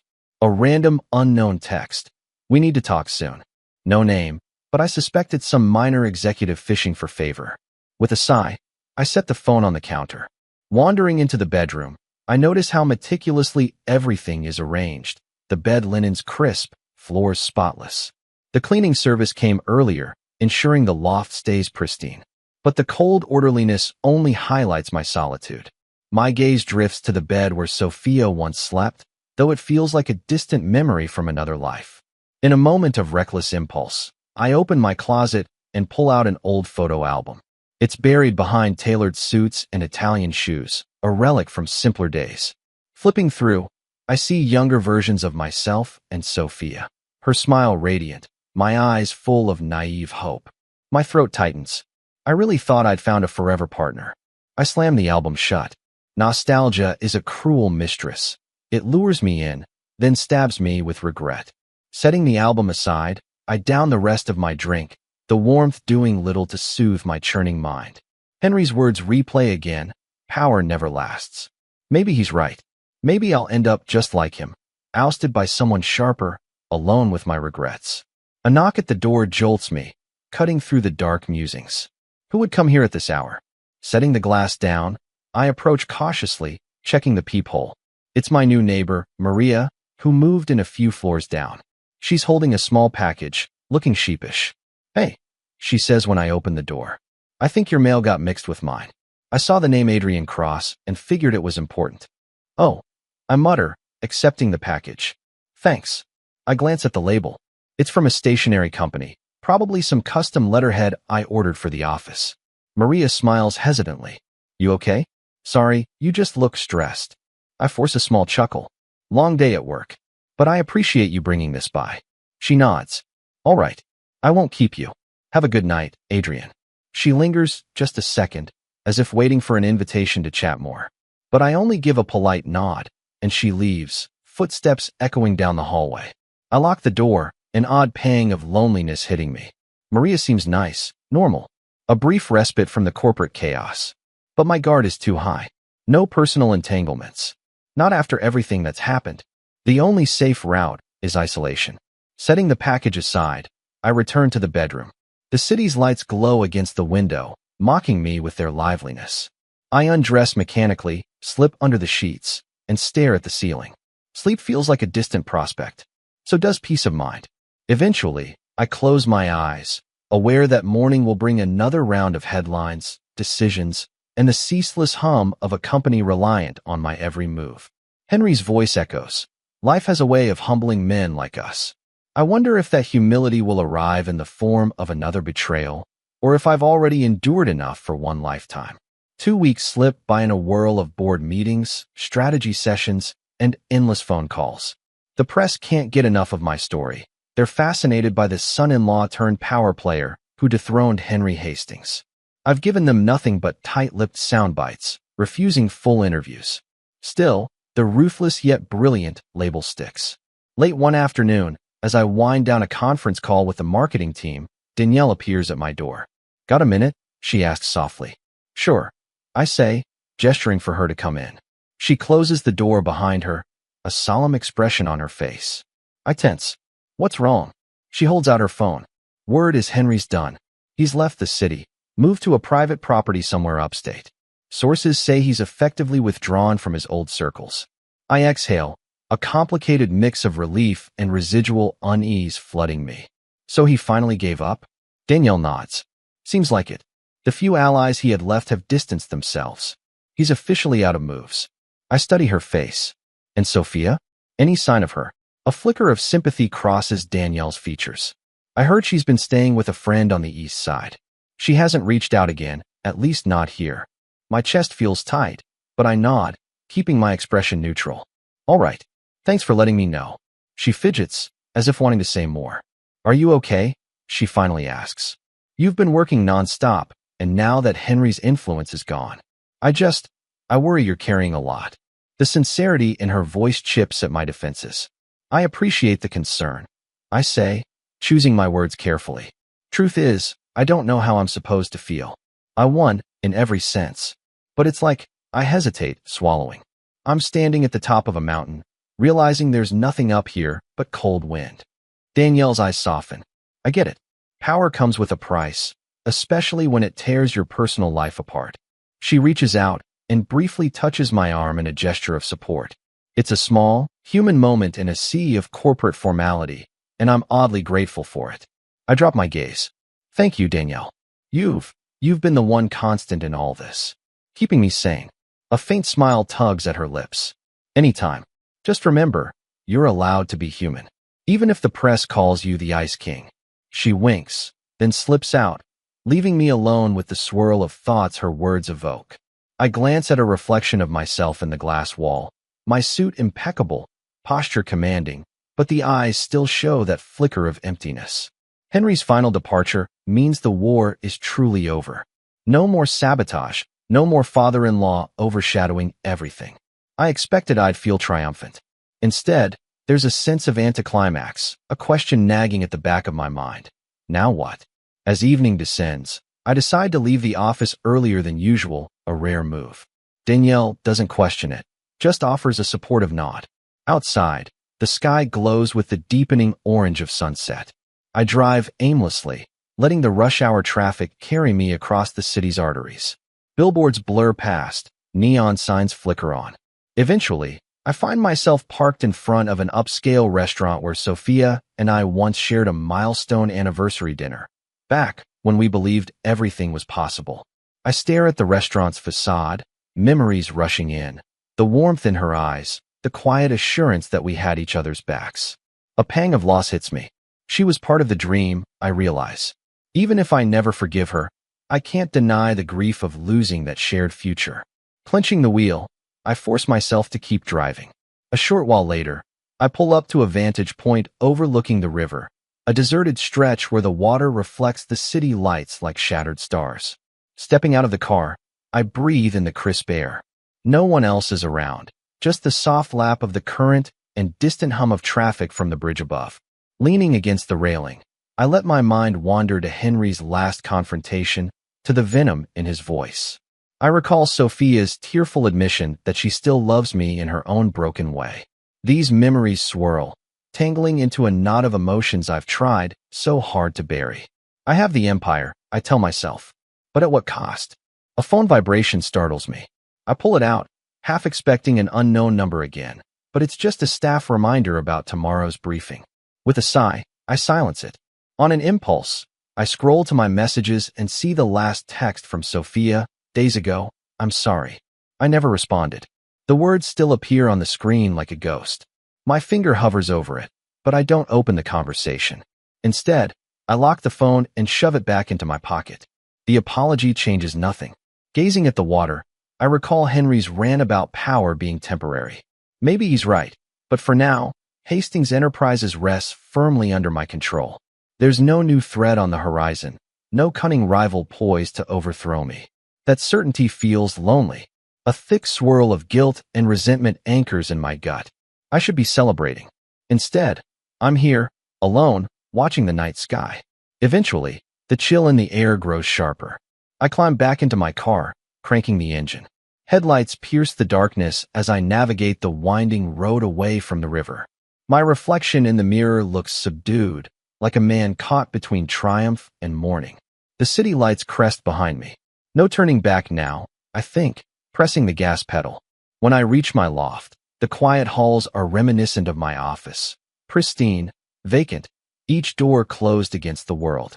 Stepping into my place, I can almost feel the echo of what used to be a home with some semblance of warmth. I flick on lamps, letting soft gold light spill across the modern furniture. Setting my keys on the counter, I notice a small letter on the floor near the mail slot. No return address. Cautious, I pick it up, recognizing Sophia's neat handwriting. My heart lurches. Another attempt at contact. I contemplate tearing it up, ignoring it like her text. But a part of me is curious. Instead, I stash the envelope in a drawer, unopened. I'm not ready to face her words, whatever they might be. Not yet. I pour a glass of water, sipping in silence as I stand by the window. The city extends below, a glittering labyrinth of possibility and regret. Henry's shadow no longer looms, but the scars he left haven't healed. Sophia's betrayal stings less with each passing day, yet the hollow space in my life grows more apparent.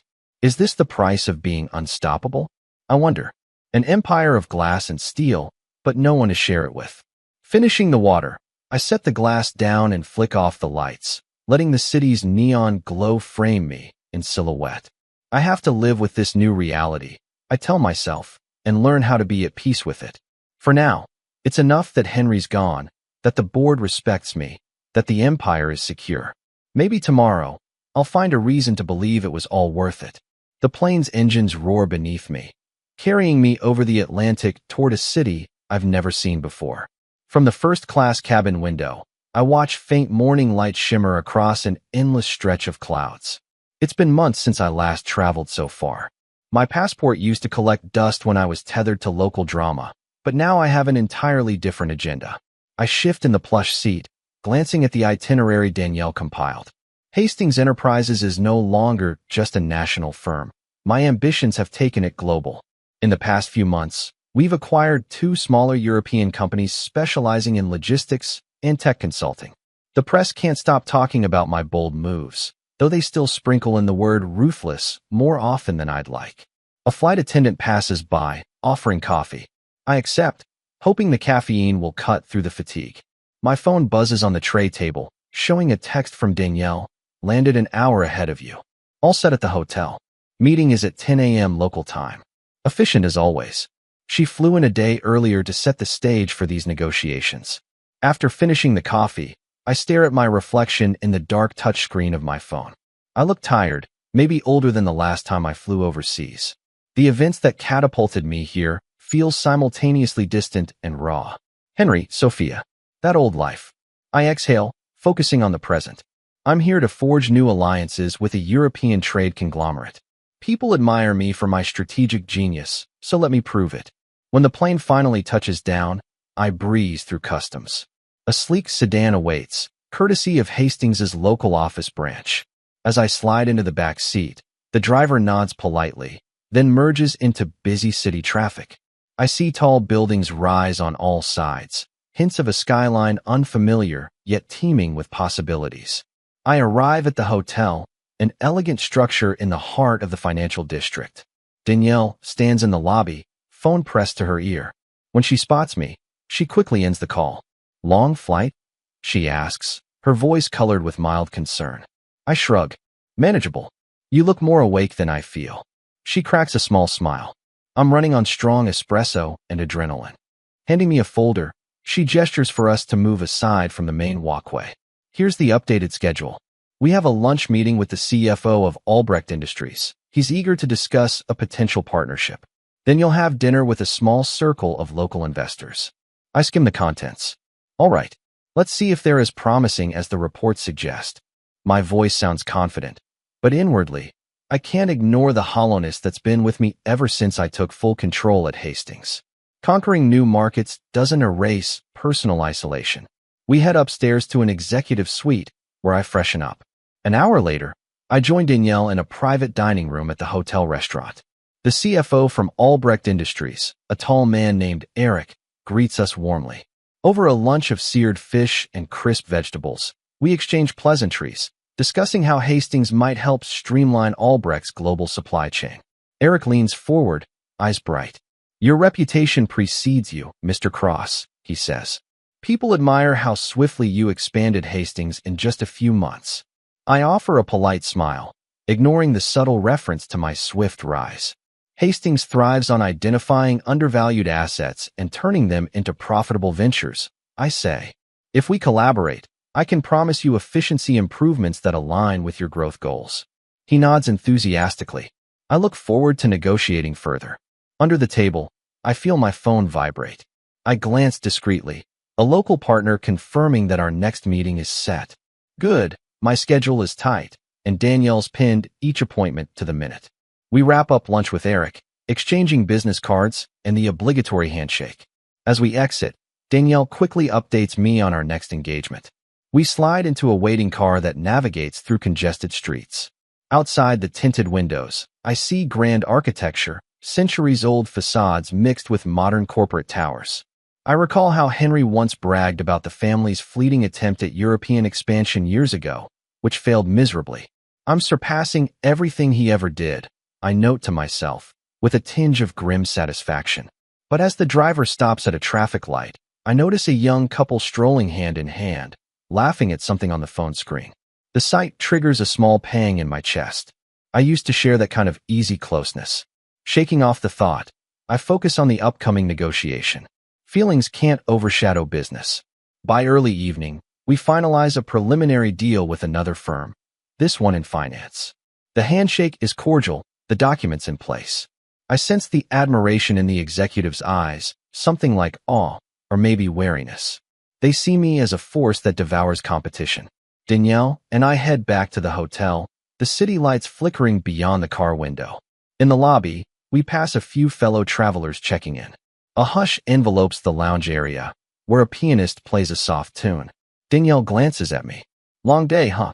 I nod, exhaustion tugging at my eyelids. You handled a lot before I even landed. I say. Thank you. She waves it off. It's my job. Then she hesitates, lowering her voice. You know, you can slow down a bit if you want. We're ahead of schedule.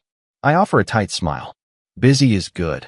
I say, aware that burying myself in deals is my way to keep from dwelling on personal regrets. I'll see you tomorrow morning. Back in my suite, I peel off my jacket and sit on the edge of the bed. City lights twinkle through floor-to-ceiling windows. Instead of feeling triumphant over the day's success, I feel strangely hollow. This is the new pattern, forging multinational partnerships by day, wrestling with intangible loneliness by night. I recall Danielle's gentle suggestion to slow down. Maybe she sees me more clearly than I'd like. I fish out my phone, scanning messages. A few from board members praising the expansions, a couple from potential partners wanting follow-ups. None personal. Sophia used to text me after big meetings, some snippet of encouragement, or a quick, "I love you." The memory tugs at old wounds. With a sigh, I power down the phone. No sense in dwelling on ghosts. I head to the shower, letting the hot water cascade over me. My mind drifts to the next day's agenda. Another meeting, another handshake, another piece of Hastings's global puzzle. A part of me wonders if, when all the expansions are done, I'll finally feel accomplished. Or if I'll remain stuck in this emotional limbo. Steam fogs the glass, and for a moment, I think I see a figure, someone from the past, reflected there. It's just my imagination, fueled by fatigue. Shaking off the eerie sensation, I step out, dry off, and dress in a hotel robe. The king-size bed beckons, but I don't climb in yet.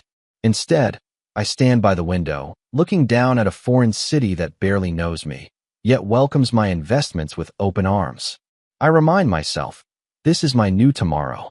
A life of ambition, unshackled from Henry's manipulations or the heartbreak with Sophia. I'm free to shape my future. Yet, as I switch off the lights, darkness engulfs the suite with a strange hush.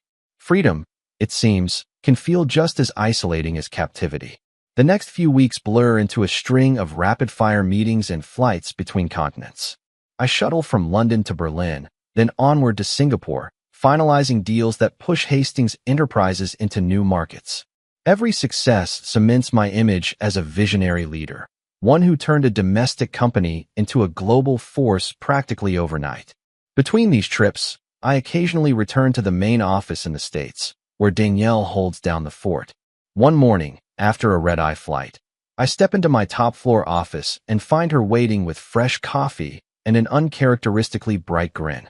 "You look chipper," I remark, setting my carry-on bag near the door. Danielle hands me the coffee. "It's good news, actually," she says, glancing at her tablet. "Our philanthropic segment is getting positive press. That scholarship fund you set up last quarter is starting to bear fruit. One of the recipients placed first in a state-level robotics competition." I raise my eyebrows. "That's excellent." At first, I'd only dipped into philanthropy to polish Hastings's public image. But after hearing these success stories, I feel a quiet sense of satisfaction. Send them a letter of congratulations, and maybe an internship offer if they're of age. She taps a note on her screen. "Done." Then she adds more softly, "You know, these philanthropic steps are making a real difference. It's not just about PR." I nod, sipping the coffee. "Yeah, I know. Lately, I've started exploring philanthropic initiatives that target education and entrepreneurial incubation. Maybe it's my attempt to be more than just the man who orchestrated a hostile takeover of his own father-in-law." "What's next on our plate?" Danielle gestures to the wall where a digital screen displays my daily schedule. "We're ramping up acquisitions in Asia. The board wants your input on a small tech hub in Tokyo. Also, there's a rising push for environmental responsibility, some kind of green logistics approach. The manufacturing arm is open to rebranding if it helps us break into new markets." I toss my jacket onto a chair, scanning the details. "We can discuss the Tokyo move in our next board session," I say. "As for going green, let's not just do it for show. If we're investing, we do it thoroughly. No half measures." She smiles. "Sounds like a plan." But before she can leave, she hesitates. "Also, there's been mention of Sophia." My pulse stirs at the name, though my face remains impassive. "What about her?" "She's apparently working on a personal project, some small startup in marketing or design. I'm not sure exactly, but a contact from her circle dropped the hint." Danielle shrugs. "She might be trying to rebuild in her own way." A swirl of conflicting emotions churns in my gut. Part of me is relieved to hear she's moving on. Another part still grapples with leftover pain. "Thanks for letting me know," I say quietly. But that's her business, not ours. Danielle nods, sensing my reluctance to dwell on it. She leaves me alone, letting the door close with a soft click. I sink into my chair, scanning the city skyline outside. The same question creeps into my mind. Is genuine happiness possible outside of chasing profit? Not too long ago, I believed marriage and family would fill that void. Now, with Henry gone and Sophia out of the picture, all I have is the corporate game. Is that enough? Midday, the office hums with routine. I step out to walk the floors, greeting employees in that cordial, distant manner I've adopted. My presence still garners stiff smiles. It's the aura of the boss. But at least the environment isn't stifled by fear. I catch glimpses of camaraderie among staff that reminds me of simpler times, back when I was just an ambitious employee trying to impress Henry. Eventually, I circle back to my office, where a new visitor waits, a young man with an intelligent gaze, dressed in a modest suit. Danielle introduces him as Brian, a candidate for our marketing development team. He looks a little starstruck. "It's an honor to meet you, Mr. Cross," Brian says, voice tinged with awe. "Your strategies for global expansion are basically legendary among us fresh grads." I gesture for him to sit. Appreciate the enthusiasm. "So you want to be part of Hastings?" He nods vigorously. "Yes, sir. Ever since I heard about the acquisitions in Europe, I studied your approach. I even did a case study in my final semester on how you integrated multiple cultures into one corporate framework." A flicker of pride warms me. I recall how Henry scoffed at such cross-cultural synergy. He never truly believed in a global perspective. I ask Brian a few questions about his background, watch him light up talking about creative marketing strategies. As he speaks, I sense the spark of ambition, reminiscent of my younger self. But I also note a certain innocence. "Well, I like your initiative," I tell him. "Danielle can guide you through the next steps. If you're as dedicated as you seem, we'll find a place for you here." He grins so wide it's almost disarming. "Thank you, Mr. Cross. I won't let you down." After he leaves, I sit back, exhaling. The kid's excitement is contagious. It reminds me that not everyone sees me as a jaded CEO. To some, I'm a symbol of success, a testament that impossible odds can be conquered with strategy. Afternoon fades into evening, and I find myself in a small conference room with Danielle, scouring a list of philanthropic projects. We debate potential expansions to our scholarship funds, maybe a new incubator program for underprivileged entrepreneurs.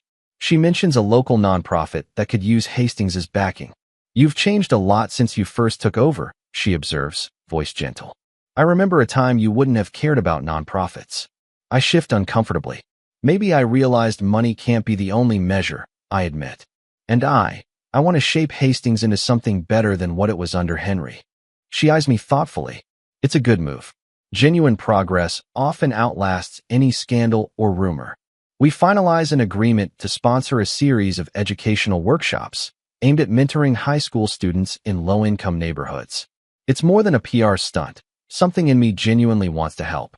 We end the day with a rare sense of fulfillment, not tied to profit margins or board approvals.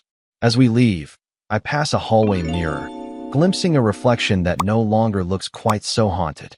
There's still a shadow of regret in my eyes, but maybe it's softened by the knowledge that I can still do something decent with this power I've seized. Outside, the city air is cool, tinted by the glow of neon signs. Danielle waves goodbye, heading to her car. I stand there a moment, letting the night settle around me. Yes, I'm forging ahead. Acquisitions, expansions, philanthropic moves.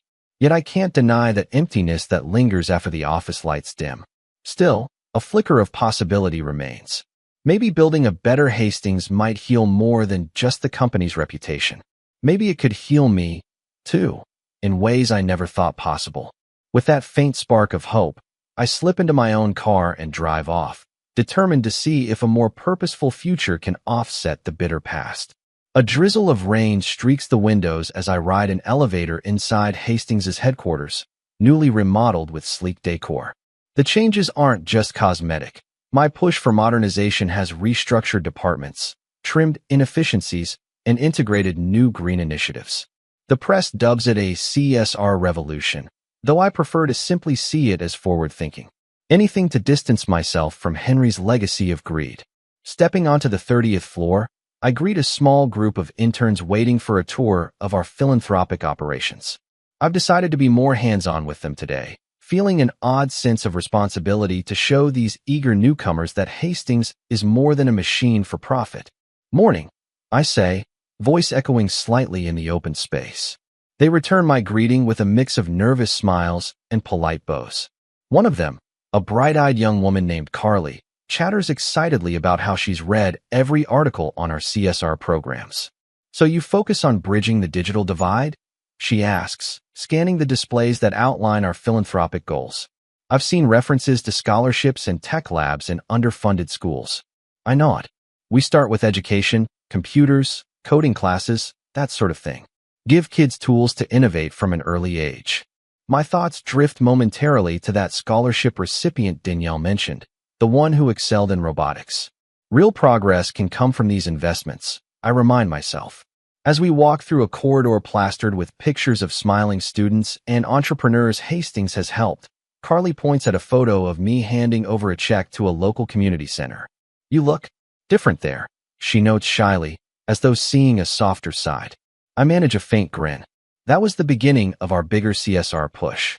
I realized Hastings could do more than just rake in profits. She glances at me, curiosity brimming in her gaze. I think it's amazing that a CEO with your background would champion philanthropic work.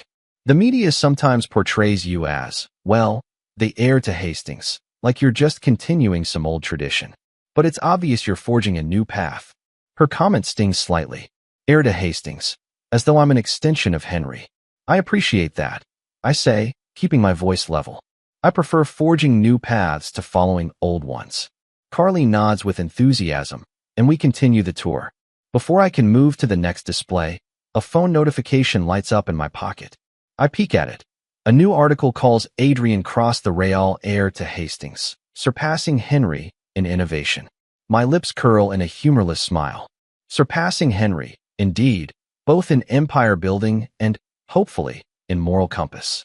After finishing the tour, I step outside to breathe in fresh air. The drizzle has stopped, leaving the pavement gleaming under an overcast sky. I cross the street to a little coffee shop, the same spot I used to pass by when I was too frantic to notice anything but company deadlines.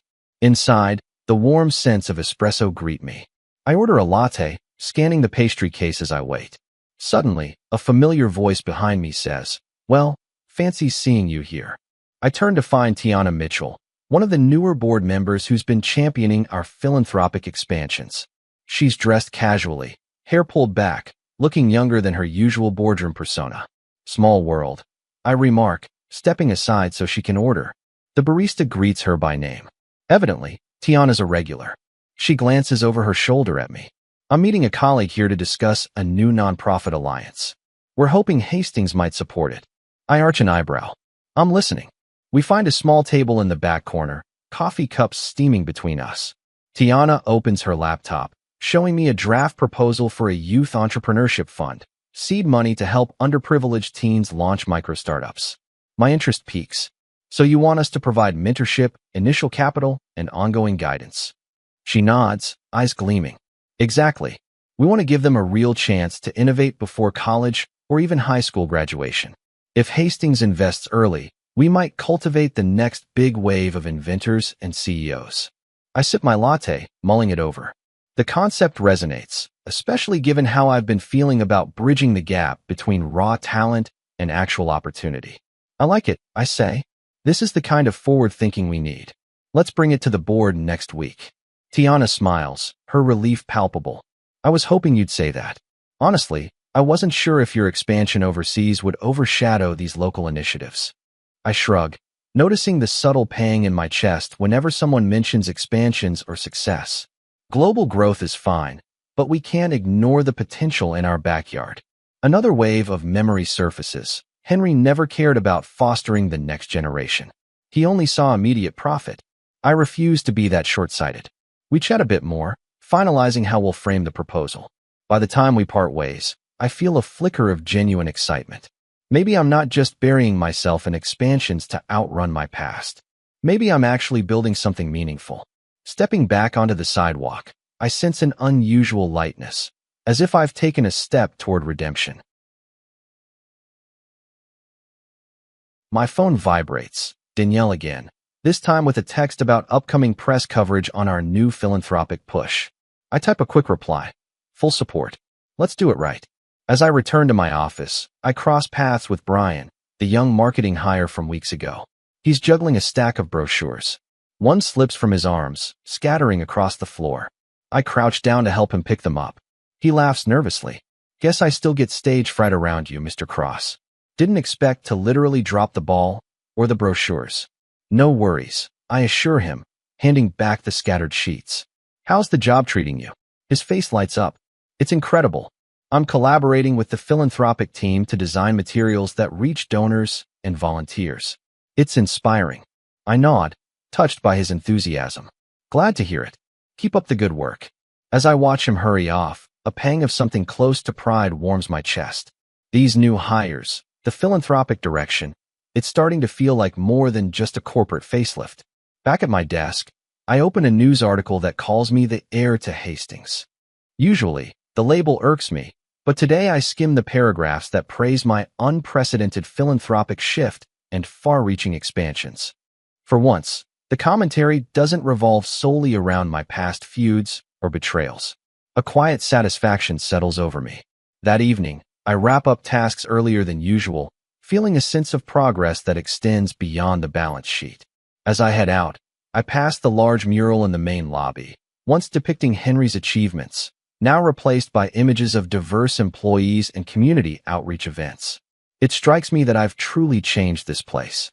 The old ghosts remain, but they no longer define every corner. Outside, dusk settles over the city, the sky painted in stripes of pink and purple. My phone dings with another email. An invitation from a philanthropic group praising Hastings's ruthless transformation into a philanthropic powerhouse. The phrase ruthless transformation makes me chuckle humorlessly. There's always a backhanded compliment in the media coverage, but at least they're acknowledging that real change is happening. I linger on the sidewalk, letting the swirl of pedestrians pass me by.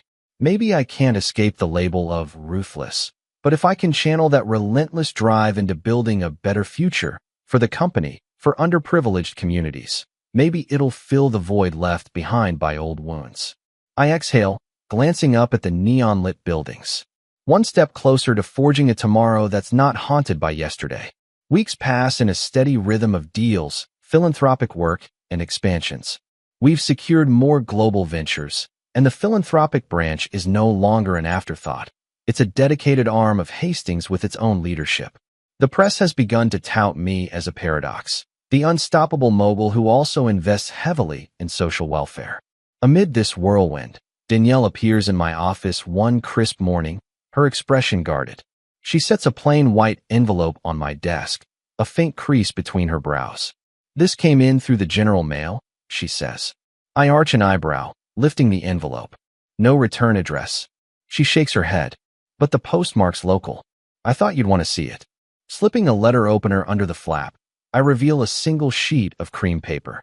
"Adrian," it reads in neat script, "we'd like to invite you as a keynote speaker at the upcoming Global Entrepreneurship Summit. Your insights on corporate reinvention and philanthropic leadership have inspired many. Please join us in shaping the next generation of visionaries." There's a formal sign-off and contact details. I lay the letter down, considering. A keynote speaker invitation, huh? My voice is neutral. They must be desperate. Danielle folds her arms. They're not. This is a big deal. CEOs from all over the world attend. It could elevate your public image beyond the ruthless label and show the philanthropic side you've been developing. I blow out a breath. I'm more comfortable behind the scenes. Speeches, they turn into PR stunts. She meets my eyes. Sometimes. But this could also be a chance to share your perspective. People are curious about how you transformed Hastings so drastically. I scowl slightly, recalling Henry's warning that power is temporary, plus the echoes of my old resentments. I'm not sure I want to lay bare my journey. There's a lot of ugly stuff in there. True, she concedes. But you don't have to reveal every scar. Just show them that your success isn't purely about crushing rivals. She lets that sink in, then offers a wry smile. Besides, it might encourage the next wave of entrepreneurs to consider social responsibility. I tap my fingers against the desk, the letter's formal words replaying in my mind. Your insights on corporate reinvention and philanthropic leadership have inspired many. Do I want to be an inspiration? The notion feels foreign, yet something about it sparks a flicker of possibility. Maybe it's time I pivot from vengeful power plays to real leadership. All right, I say at last, exhaling slowly. I'll consider it. Danielle's eyes brighten. Good. We can connect with them, request more details. The summit is in a few months, so you have time to prepare. I nod, flipping the envelope over in my hands. Thanks, Danielle. After she leaves, I stare at the city skyline beyond the glass wall, thinking about how far I've come. In the beginning, my every move was fueled by betrayal and fury. Now, an invitation to speak at a major summit suggests I've become something else, a leader with a conscience, or at least the beginnings of one. Could I stand on a stage and talk about resilience, growth, and second chances without lying? The thought churns in my stomach, uncertain but strangely appealing. Later that day, I find myself in a high-level meeting about a new distribution center. The executives discuss logistical details, unit costs, expansion timelines. I field questions, noticing that I'm calm and deliberate, not the seething man who once took pleasure in humiliating opponents. Have I changed that much? Part of me wonders if the old anger is just buried deep, waiting for a trigger. Another part believes I've finally found a path beyond vengeance. As the meeting ends, an older executive, Mr. Yoon, lingers. He's one of the few who joined after the company's restructuring, so he never witnessed my war with Henry. I want to thank you for the philanthropic partnerships, he says quietly. My nephew attends a school that just received new tech labs from Hastings. The kids are thrilled. A subtle warmth fills my chest. I'm glad to hear it, I reply. That's the goal. He nods, a small smile curving his lips. It's nice to see a CEO who doesn't just chase profit. Keep it up. Then he leaves, and I'm left standing by the polished table, absorbing the realization that I can be more than the anti-hero the tabloids painted me to be. Around midday, I dash to a downtown restaurant for a quick lunch meeting with a prospective partner. On my way in, I nearly run into a woman carrying a briefcase. She startles, and I stammer an apology. Then we both freeze. She's Catherine, an old acquaintance from my earliest days at Hastings. We greet each other with awkward smiles, neither expecting the encounter. I heard you took over the company, she remarks, scanning me up and down. Quite the empire you've built. I shrug. Yeah, it's been a ride. Catherine's eyes flick with curiosity. You look different. More serious, but also less. She hesitates, searching for the word. Less haunted, I guess. A small laugh escapes me. Well, life changes. Some for the better, some not. She nods, then rummages in her bag. Actually, here. She hands me a business card. Catherine Nguyen, independent consultant. If you ever need a consulting angle outside the usual suspects, call me. I've specialized in socially responsible transitions for large corporations. It might align with your philanthropic expansions. I pocket the card, intrigued. I'll keep that in mind. With that, she smiles and heads off, leaving me pondering how many people see me as forging a new identity. If even casual acquaintances notice, maybe I'm truly stepping out of Henry's shadow. That evening, back at the office, Danielle drops by with an update on the letter from the Global Entrepreneurship Summit organizers. They'd love a confirmation soon, she says. They're finalizing the speaker lineup. I lean back in my chair, mulling it over. The idea of standing in front of an international audience, discussing lessons learned from betrayal and near self-destruction, terrifies and intrigues me. But maybe I can spin it into a message about resilience, focusing on corporate reinvention. I don't need to spill the gory details about Henry or Sophia. I can highlight how I overcame obstacles that threatened to bury the company, and me along with it. All right, I say at last, my heart thudding. Let's accept. Tell them I'll be their keynote. But I want final approval on any promotional materials, okay? Danielle's face lights up. Of course. I'll handle the details. She hesitates, gaze softening. Adrian, I think this is the right move. People need to see how leadership can evolve. I offer a ghost of a smile. Let's hope so. After she leaves, I swivel my chair to face the window. Dusk has fallen, the city's lights flickering against a slate sky. I'm stepping into a new arena, I realize. Not just business expansions, but a personal transformation on a public stage. The very thought sends a tremor through me, equal parts anxiety and promise. Before heading home, I thumbed through my phone's contact list. Past calls with Sophia, Henry, old friends, names I no longer dial. I land on a text chain from Danielle. Purely professional updates, small jokes, glimpses of camaraderie. I type a simple message. Thanks for the support today. Means a lot. Then I slip the phone into my pocket. Tomorrow, I'll begin prepping for that big speech, forging a narrative about redemption and corporate innovation, one that might just reflect the reality I've been living. I can't change the betrayals that shaped me, but maybe I can show the world, and myself, that no empire is destined to remain shackled by its past. My heart races at the thought, a slow, determined beat that signals it's time to step forward again. I step onto the stage, the overhead lights glaring like a constellation of suns. My heartbeat thumps in my ears, more intense than I anticipated. Rows of chairs stretch before me, filled with influential faces, CEOs, investors, media personalities, curious onlookers. The Global Entrepreneurship Summit banner gleams across the back wall, a testament to the scale of this event. I adjust my tie and approach the podium. There's a slight hush in the auditorium, a stillness that wraps itself around me. Behind me is a large screen showing my name, Adrian Cross, CEO of Hastings Enterprises. For a moment, I recall the late-night conversation with Danielle when I agreed to do this keynote. I remember thinking it might be an easy way to reshape my public image. But standing here now, the stakes feel higher than I ever imagined. I begin with a simple greeting. Good afternoon, I say, scanning the audience. Most of you already know who I am, whether from headlines, business publications, or maybe even the rumor mill. I'm here to share a story I rarely talk about. Not because it's secret, but because it's complicated. A few camera flashes pop. I see Danielle near the stage edge, giving me a small, encouraging nod. She's the only familiar face in this sea of power. I inhale slowly, recalling the outline I prepared. This speech isn't about airing dirty laundry. It's about focusing on resilience, on forging a path out of chaos. My company, Hastings Enterprises, went through a massive transformation. I continue. We went from a turbulent, family-run business to a global player.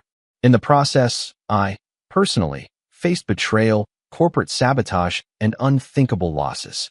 I let the words sink in, aware of the ripple of attention that sharpened in the audience. I glance at a line of top-tier journalists in the front row, their pens poised. The old me might have worried they'd twist my words. The current me just wants to speak plainly. Those experiences taught me that success isn't just about conquering new markets. It's about confronting your own demons and deciding who you want to be once the storm settles. A subdued hush hovers over the crowd.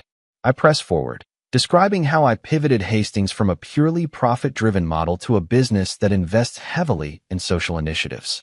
I don't mention Henry by name. There's no need. People can infer the backstory from the tabloids.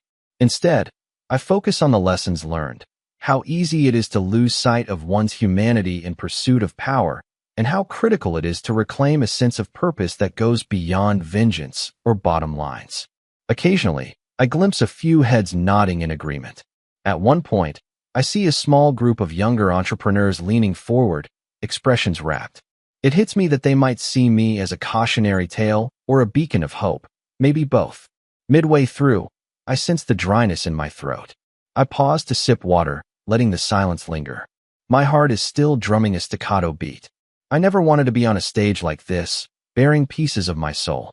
But then I recall how Danielle said it might help others see that corporate success doesn't have to be purely cutthroat. I resume, describing the philanthropic drives, the education programs Hastings launched, the new green initiatives. We realized that real legacy isn't built by stepping on others' backs. I say, legacy grows when you empower those around you, employees, partners, local communities, to thrive on their own. A smattering of applause ripples through the auditorium. I don't let it distract me. Instead, I push toward my closing thoughts. Many of you here are on your own journeys. Some might be on the verge of breakthroughs, others grappling with personal or professional crises. Believe me, I've been there. The hardest truth I learned is that winning doesn't always feel like winning if your heart is hollow at the end of it. I let that sink in. My voice drops lower, more personal. I had to rediscover something beyond ambition, something that gives me peace, not just power. For me, it's giving back, forging trust with people who believe in a better version of Hastings, and letting go of old hurts that once fueled me. I can feel the atmosphere change, a collective hush of introspection. In the front row, a journalist lowers her camera, a thoughtful look on her face. Another wave of flashes from somewhere behind her, but I ignore it. And so, I conclude, I stand here not as a man who has all the answers, but as someone who has learned, sometimes painfully, that reinvention starts within. Find your center, build around it with integrity, and you just might create something worth leaving behind. I let my final words echo, stepping back from the podium. For a moment, nothing happens. Then the applause swells, echoing against the vaulted ceiling. It's more than polite clapping. There's a genuine energy in the crowd. I'm momentarily overwhelmed. Danielle, off to the side, is clapping too, her face alight with pride. I manage a small nod in her direction, trying to steady the tremble in my breathing. As the applause subsides, the moderator comes on stage to thank me, shaking my hand with obvious admiration. Cameras flash again. My limbs feel strangely light, as if I've shed a layer of the darkness that used to weigh me down. I exit stage left, adrenaline coursing through my veins, not entirely sure how to process the wave of emotion flooding my chest. Behind the curtains, a couple of event staffers congratulate me. "That was incredible, Mr. Cross," one says. Real honest. I offer a tight smile, still regaining composure. "Thank you." My phone buzzes in my pocket. A text from Tiana Mitchell, the board member who helped spearhead some philanthropic efforts. "Bravo. Best speech yet." Another from Cole back at the office. "We're watching live." "So proud." I respond with brief thanks, then slip the phone away. My gaze wanders across the backstage area, noticing presenters lining up for their turns, the hum of frantic stage managers, the swirl of crew members wearing headsets. A part of me wants to slip away into solitude, to process the emotional weight of what I just did. But I know the schedule demands I stay for a few post-speech interviews. Taking a breath, I move to the designated interview zone. A polished reporter with a microphone greets me. "Mr. Cross, that was quite a speech. Many in the audience seemed moved by your candid approach. Any regrets about being so open?" I consider the question, recalling how I left out the raw details of Henry and Sophia's betrayals, but not the impact they had on me. "No regrets," I answer carefully. "If it helps even one person navigate their own challenges without losing themselves, it's worth it." She smiles, wrapping up the short Q&A. "Thank you, Mr. Cross. Looking forward to seeing what Hastings does next." As I exit the interview area, Danielle intercepts me, her eyes sparkling. "You did it," she says softly, handing me a bottle of water. "They loved it." I twist off the cap, taking a long drink. My nerves are still jangling, but there's a sense of accomplishment, a quiet relief. "Yeah," I say, voice faint. "Feels like maybe a new chapter." She nods, understanding etched into her expression. "It is." Then she motions toward a corridor leading to a VIP lounge. There's a private roundtable next. A few philanthropic leaders want to talk proposals. I chuckle wryly. "No rest for the wicked, huh?" She just grins. "Your new fans are waiting, Ice King." Or should I say, the king of second chances now. I roll my eyes, letting her gentle teasing ease the lingering tension in my chest. With a final, steadying breath, I follow her. The next conversation beckons, and for once, I feel ready to embrace the possibilities. Inside the summit's private lounge, clusters of attendees mingle around high-top tables, exchanging business cards and animated ideas. The vibe is a mix of excitement and cautious curiosity. Everyone wants to be part of the next big thing. A soft hum of conversation fills the air, punctuated by the clink of glasses. Large windows reveal the city skyline, bathed in mid-afternoon sunlight. "Over here," Danielle says, guiding me toward a round table in the corner. Waiting for me are half a dozen individuals representing philanthropic organizations, global nonprofits, and socially conscious venture capitalists. One, an older woman with sharp eyes, stands to greet me. "Mr. Cross, I'm Anita Monroe," she says, extending a hand. "Founder of Monroe Changemakers Foundation. Your speech resonated, especially the part about channeling ambition into meaningful impact." I shake her hand, offering a polite smile. "Glad it struck a chord. Call me Adrian, please." She nods, then introduces me to the others, a mix of philanthropic directors, each with a distinct mission: homelessness prevention, renewable energy solutions in developing nations, educational programs for refugees. Their backgrounds differ, but they share a common thread: the desire to work with major corporate players who can fund large-scale initiatives. We settle around the table, the hum of the lounge dipping as we begin our conversation. Someone from a global microfinancing charity shares their plan to bring capital to underbanked communities. Another from an eco-focused organization details how corporate shipping can reduce its carbon footprint. They're all pitching me in their own ways, hoping Hastings might become a significant partner. I listen carefully, a new sense of excitement growing in my chest. Not so long ago, I would have dismissed these ideas as distractions from the real business of acquisitions and expansions. Now, I see potential synergy, ways to extend Hastings's philanthropic arm beyond local scholarships and small community grants. Anita leans forward. Mr. Cross, Adrian, your company has resources that could shift the balance in these sectors. How do we get Hastings on board to champion these causes globally? I think back to the day I first decided Hastings needed a philanthropic shift, how I'd been driven by guilt and a desire to distance myself from Henry's corrupt legacy. Now, it feels like something bigger, a genuine path to do good. I'm open, I say slowly, meeting each of their gazes in turn. But I want clarity on the sustainability of your proposals. We're not interested in a one-off donation for publicity. We want long-term partnerships that create real change. They exchange encouraging looks. A bearded man from a medical relief group nods eagerly.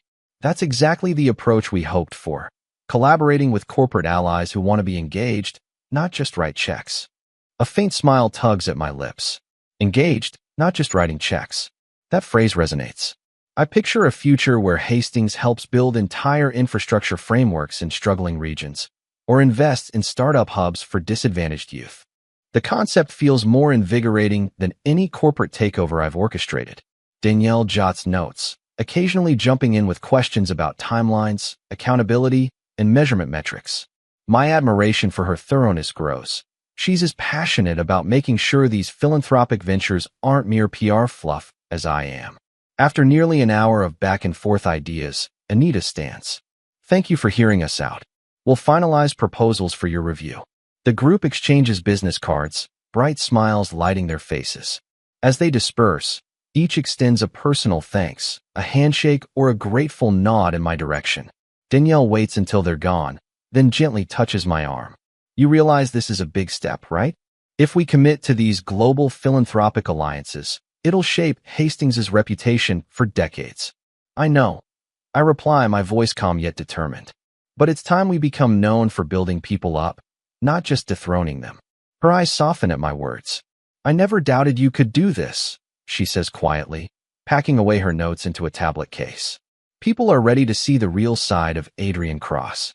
I glance around the lounge, noticing how other small groups are also deep in discussion. This summit might be the turning point, not just for Hastings's future, but for my own personal redemption. Let's make it happen, I tell Danielle. She nods, a bright grin surfacing.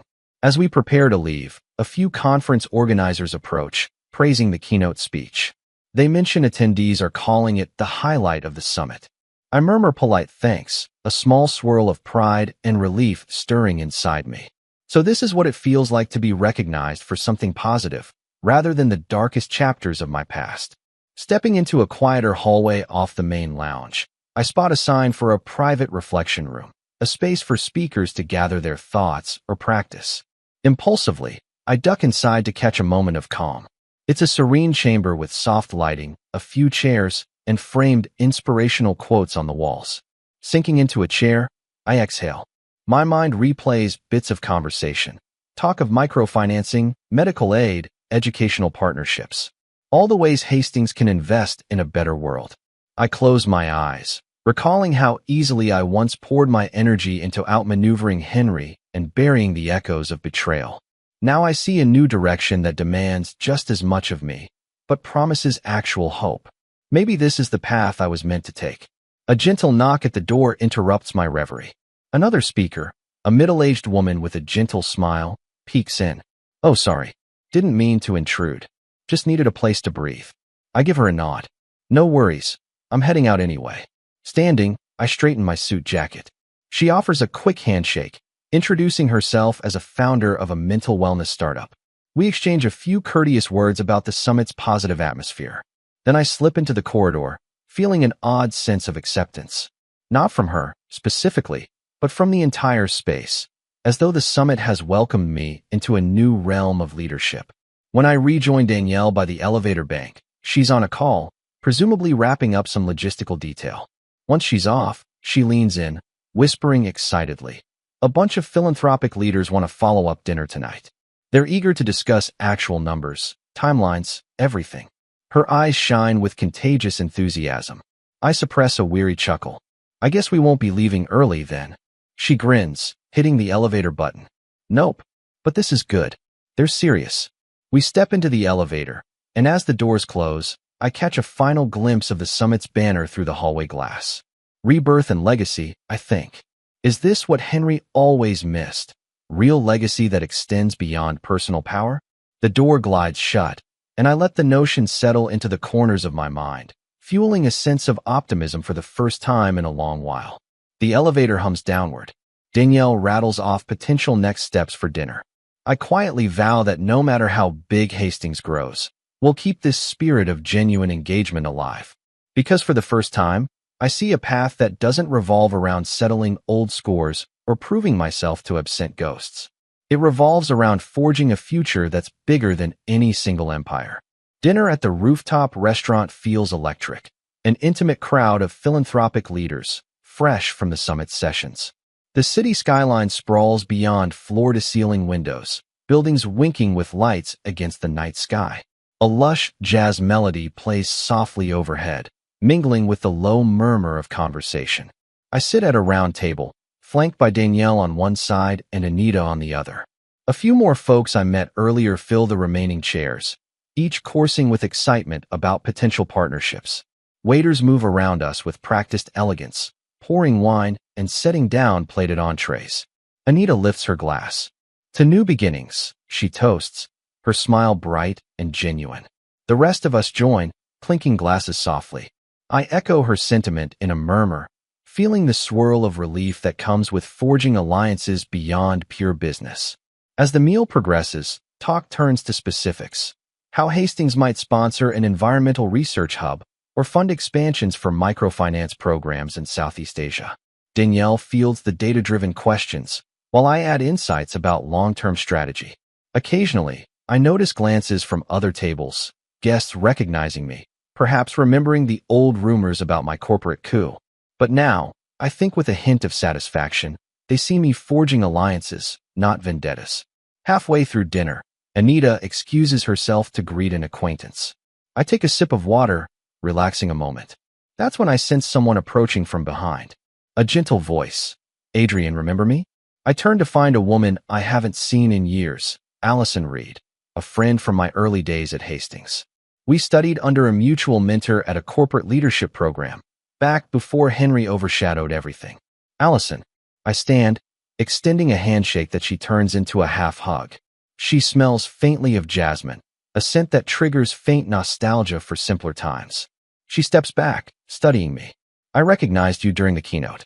I couldn't believe how different you are from what I last heard. The stories about Hastings were intense. I give a wry smile. They were, but you look well. I notice she's wearing a sleek pantsuit, exuding confidence. There's a subtle maturity to her features, a calm self-assurance that's grown since I knew her. She nods. I've been overseas, working with a consulting group that advises startups in emerging markets. I got an invite to the summit last minute. Then I saw your name. Had to come see if you were still the same guy who used to talk about moral leadership while juggling impossible deadlines. A wave of memory rushes back. Late-night study sessions with Allison, both of us debating ethics versus profit margins. Before Henry taught me how vicious the corporate world could be. I gesture toward an empty seat at our table. Join us. She hesitates, glancing around at the philanthropic crowd. I'm not crashing an exclusive dinner, am I? I shake my head. Not at all. We could use your perspective. You said you consult for startups in emerging markets. These folks are planning philanthropic expansions in similar regions. With a grateful smile, She sits. Danielle, noticing Allison's presence, offers a polite introduction. Soon, the conversation flows, Allison sharing insights on how local communities need more than just financial injections. They need culturally aligned leadership training. I realize how well her approach meshes with Hastings's new philanthropic direction. There's an undercurrent of synergy, and I sense Danielle picking up on it, too. Between courses, Allison and I talk quietly about the years that separated us. She mentions hearing rumors that I'd been embroiled in family drama.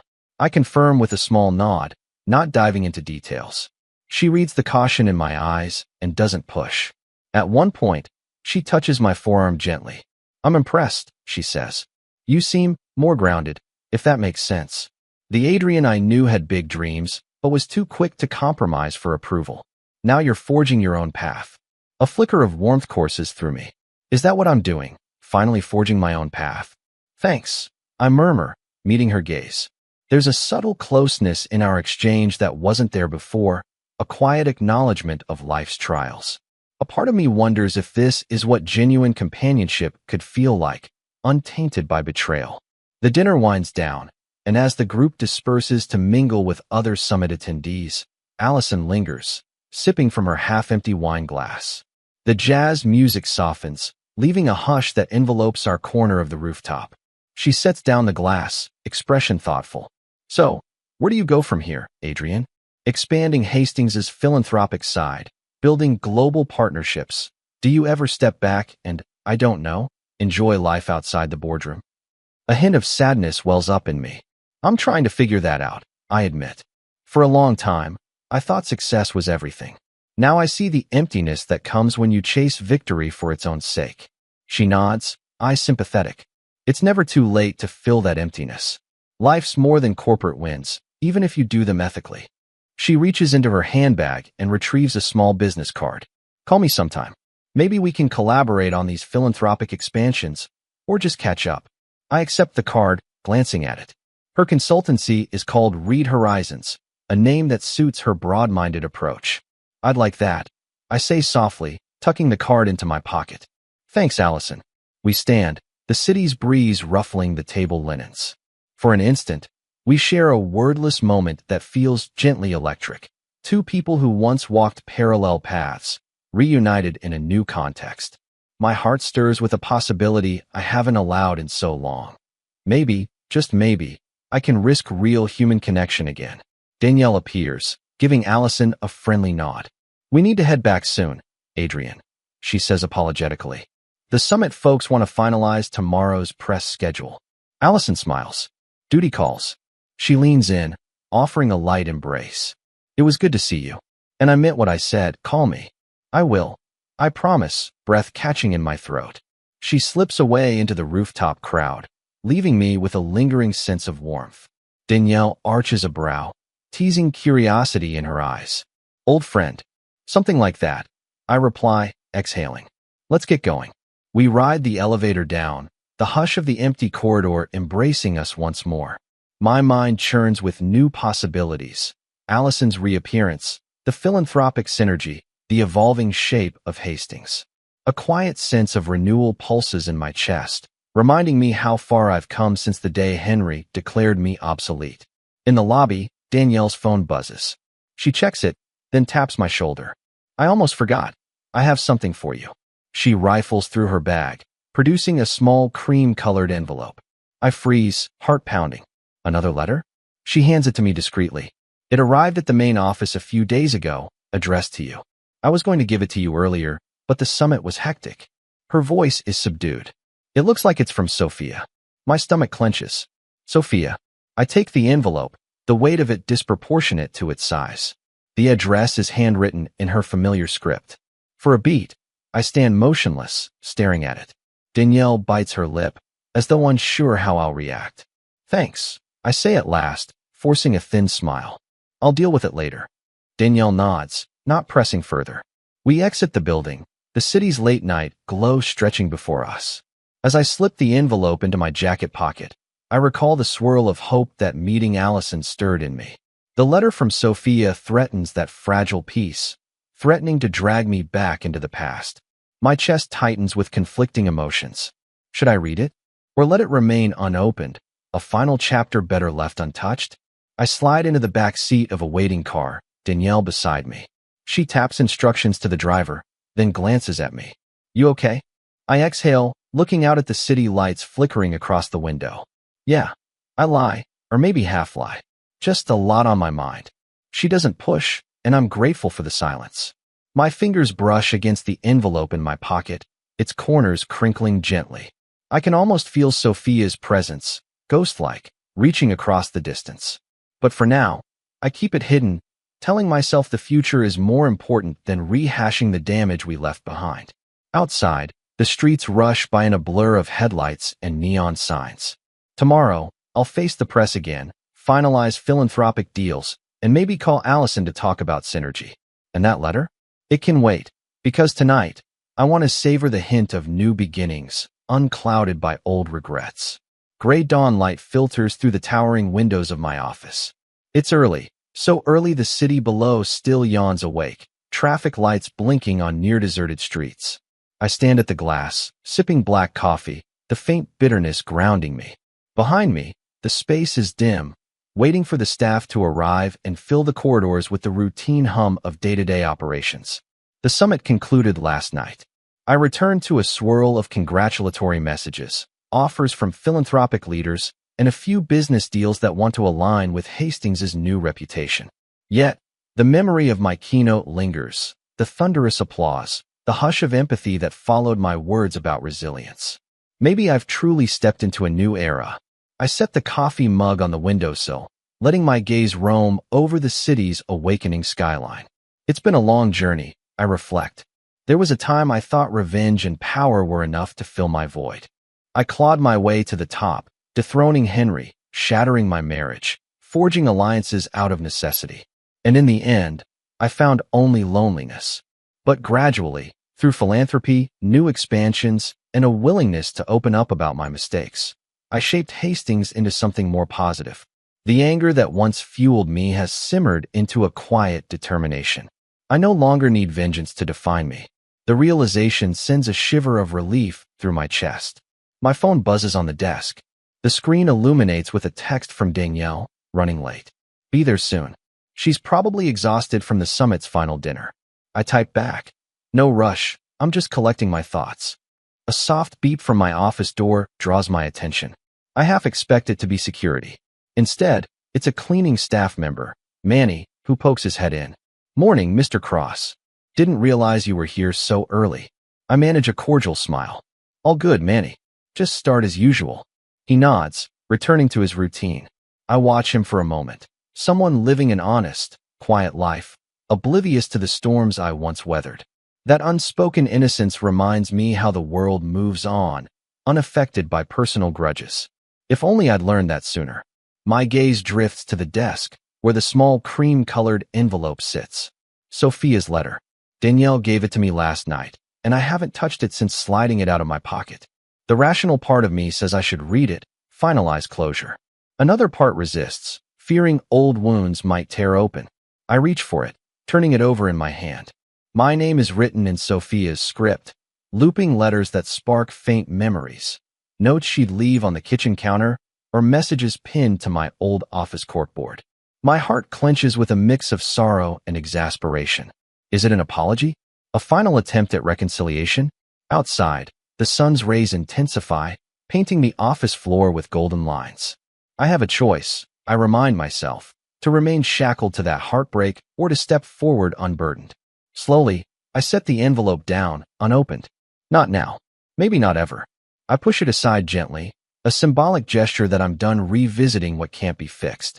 A knock breaks the hush, this time Danielle, stepping in with a weary smile. You beat me to the office, she jokes, setting a paper bag of pastries on the table by the window. Got us breakfast. Fuel for the day. I chuckle softly, the tension slipping from my shoulders. Appreciate it. Didn't get much sleep? She shakes her head, rummaging through the bag. I was up organizing all those philanthropic proposals. Emails from Anita, from the microfinance group, from that medical relief project. They all want next steps ASAP. That's a good problem to have, I say. We'll need a dedicated team to handle it. She hands me a croissant, still warm. Exactly. Also, the board is thrilled about your keynote. Tiana says it's the best PR Hastings has had in years. I tear off a piece of pastry, inhaling the buttery scent. We're not just about PR, though, I murmur. We have to follow through. She tilts her head, observing me. You will. You've come a long way from the man who believed success meant crushing all opposition. A faint flush heats my cheeks. Yeah, and I plan on going further. In the corner of my eye, I spot the envelope again. Danielle notices my gaze, her own flicker of recognition crossing her face, but she says nothing. Instead, she moves to the window, biting into her own pastry. We stand side by side, watching the city fully awaken, cars streaming down avenues, office lights flickering on in surrounding skyscrapers. The hush of dawn morphs into the hum of productivity. My reflection in the glass. A man who no longer scowls with bitterness, no longer hides behind anger. I see resolve there, tempered by something gentler. Hope, perhaps. Finishing breakfast, we dive into the day's tasks. Calls from philanthropic partners, staff updates, potential new acquisitions that could align with our social goals. The hours slide by in a flurry of strategy. Each conversation feels purposeful, not just about profit, but about forging a legacy that transcends my personal vendettas. Late in the afternoon, Tiana stops by with a small gift, a framed photograph from the summit, capturing me mid-speech. Behind me, a projected slide reads, "Reinvention starts within." She sets it on my desk, smiling. "Thought you'd like a souvenir." I run a hand over the frame's edge, speechless. The phrase was a throwaway line from my final edit, yet seeing it memorialized tugs at my heart. "Thanks," I say quietly. Tiana nods, stepping back.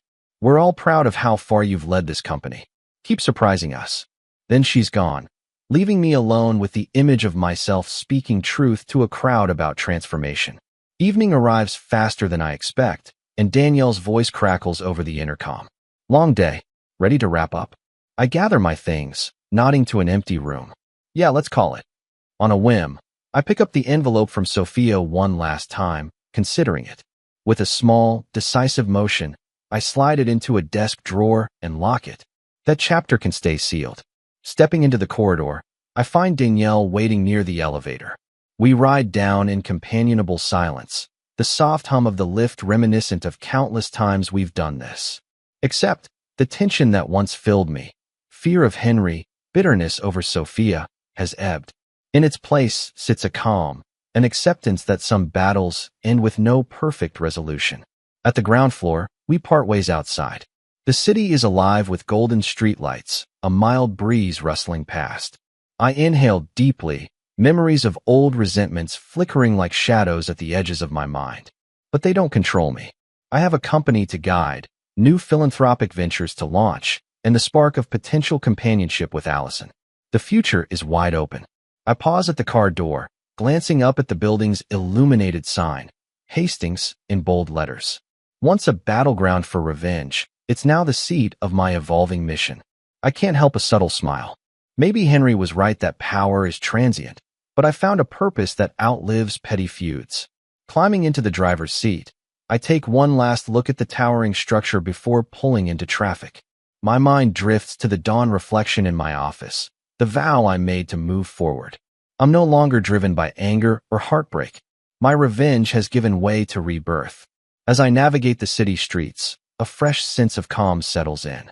I don't know everything the future holds, but for the first time in ages, I'm not afraid. The road stretches ahead, and I'm ready to meet it on my own terms. No father-in-law's shadow, no wife's betrayal overshadowing my path. Just me, forging a legacy that might finally be worthy of the name Hastings, but more importantly, worthy of the person I choose to become.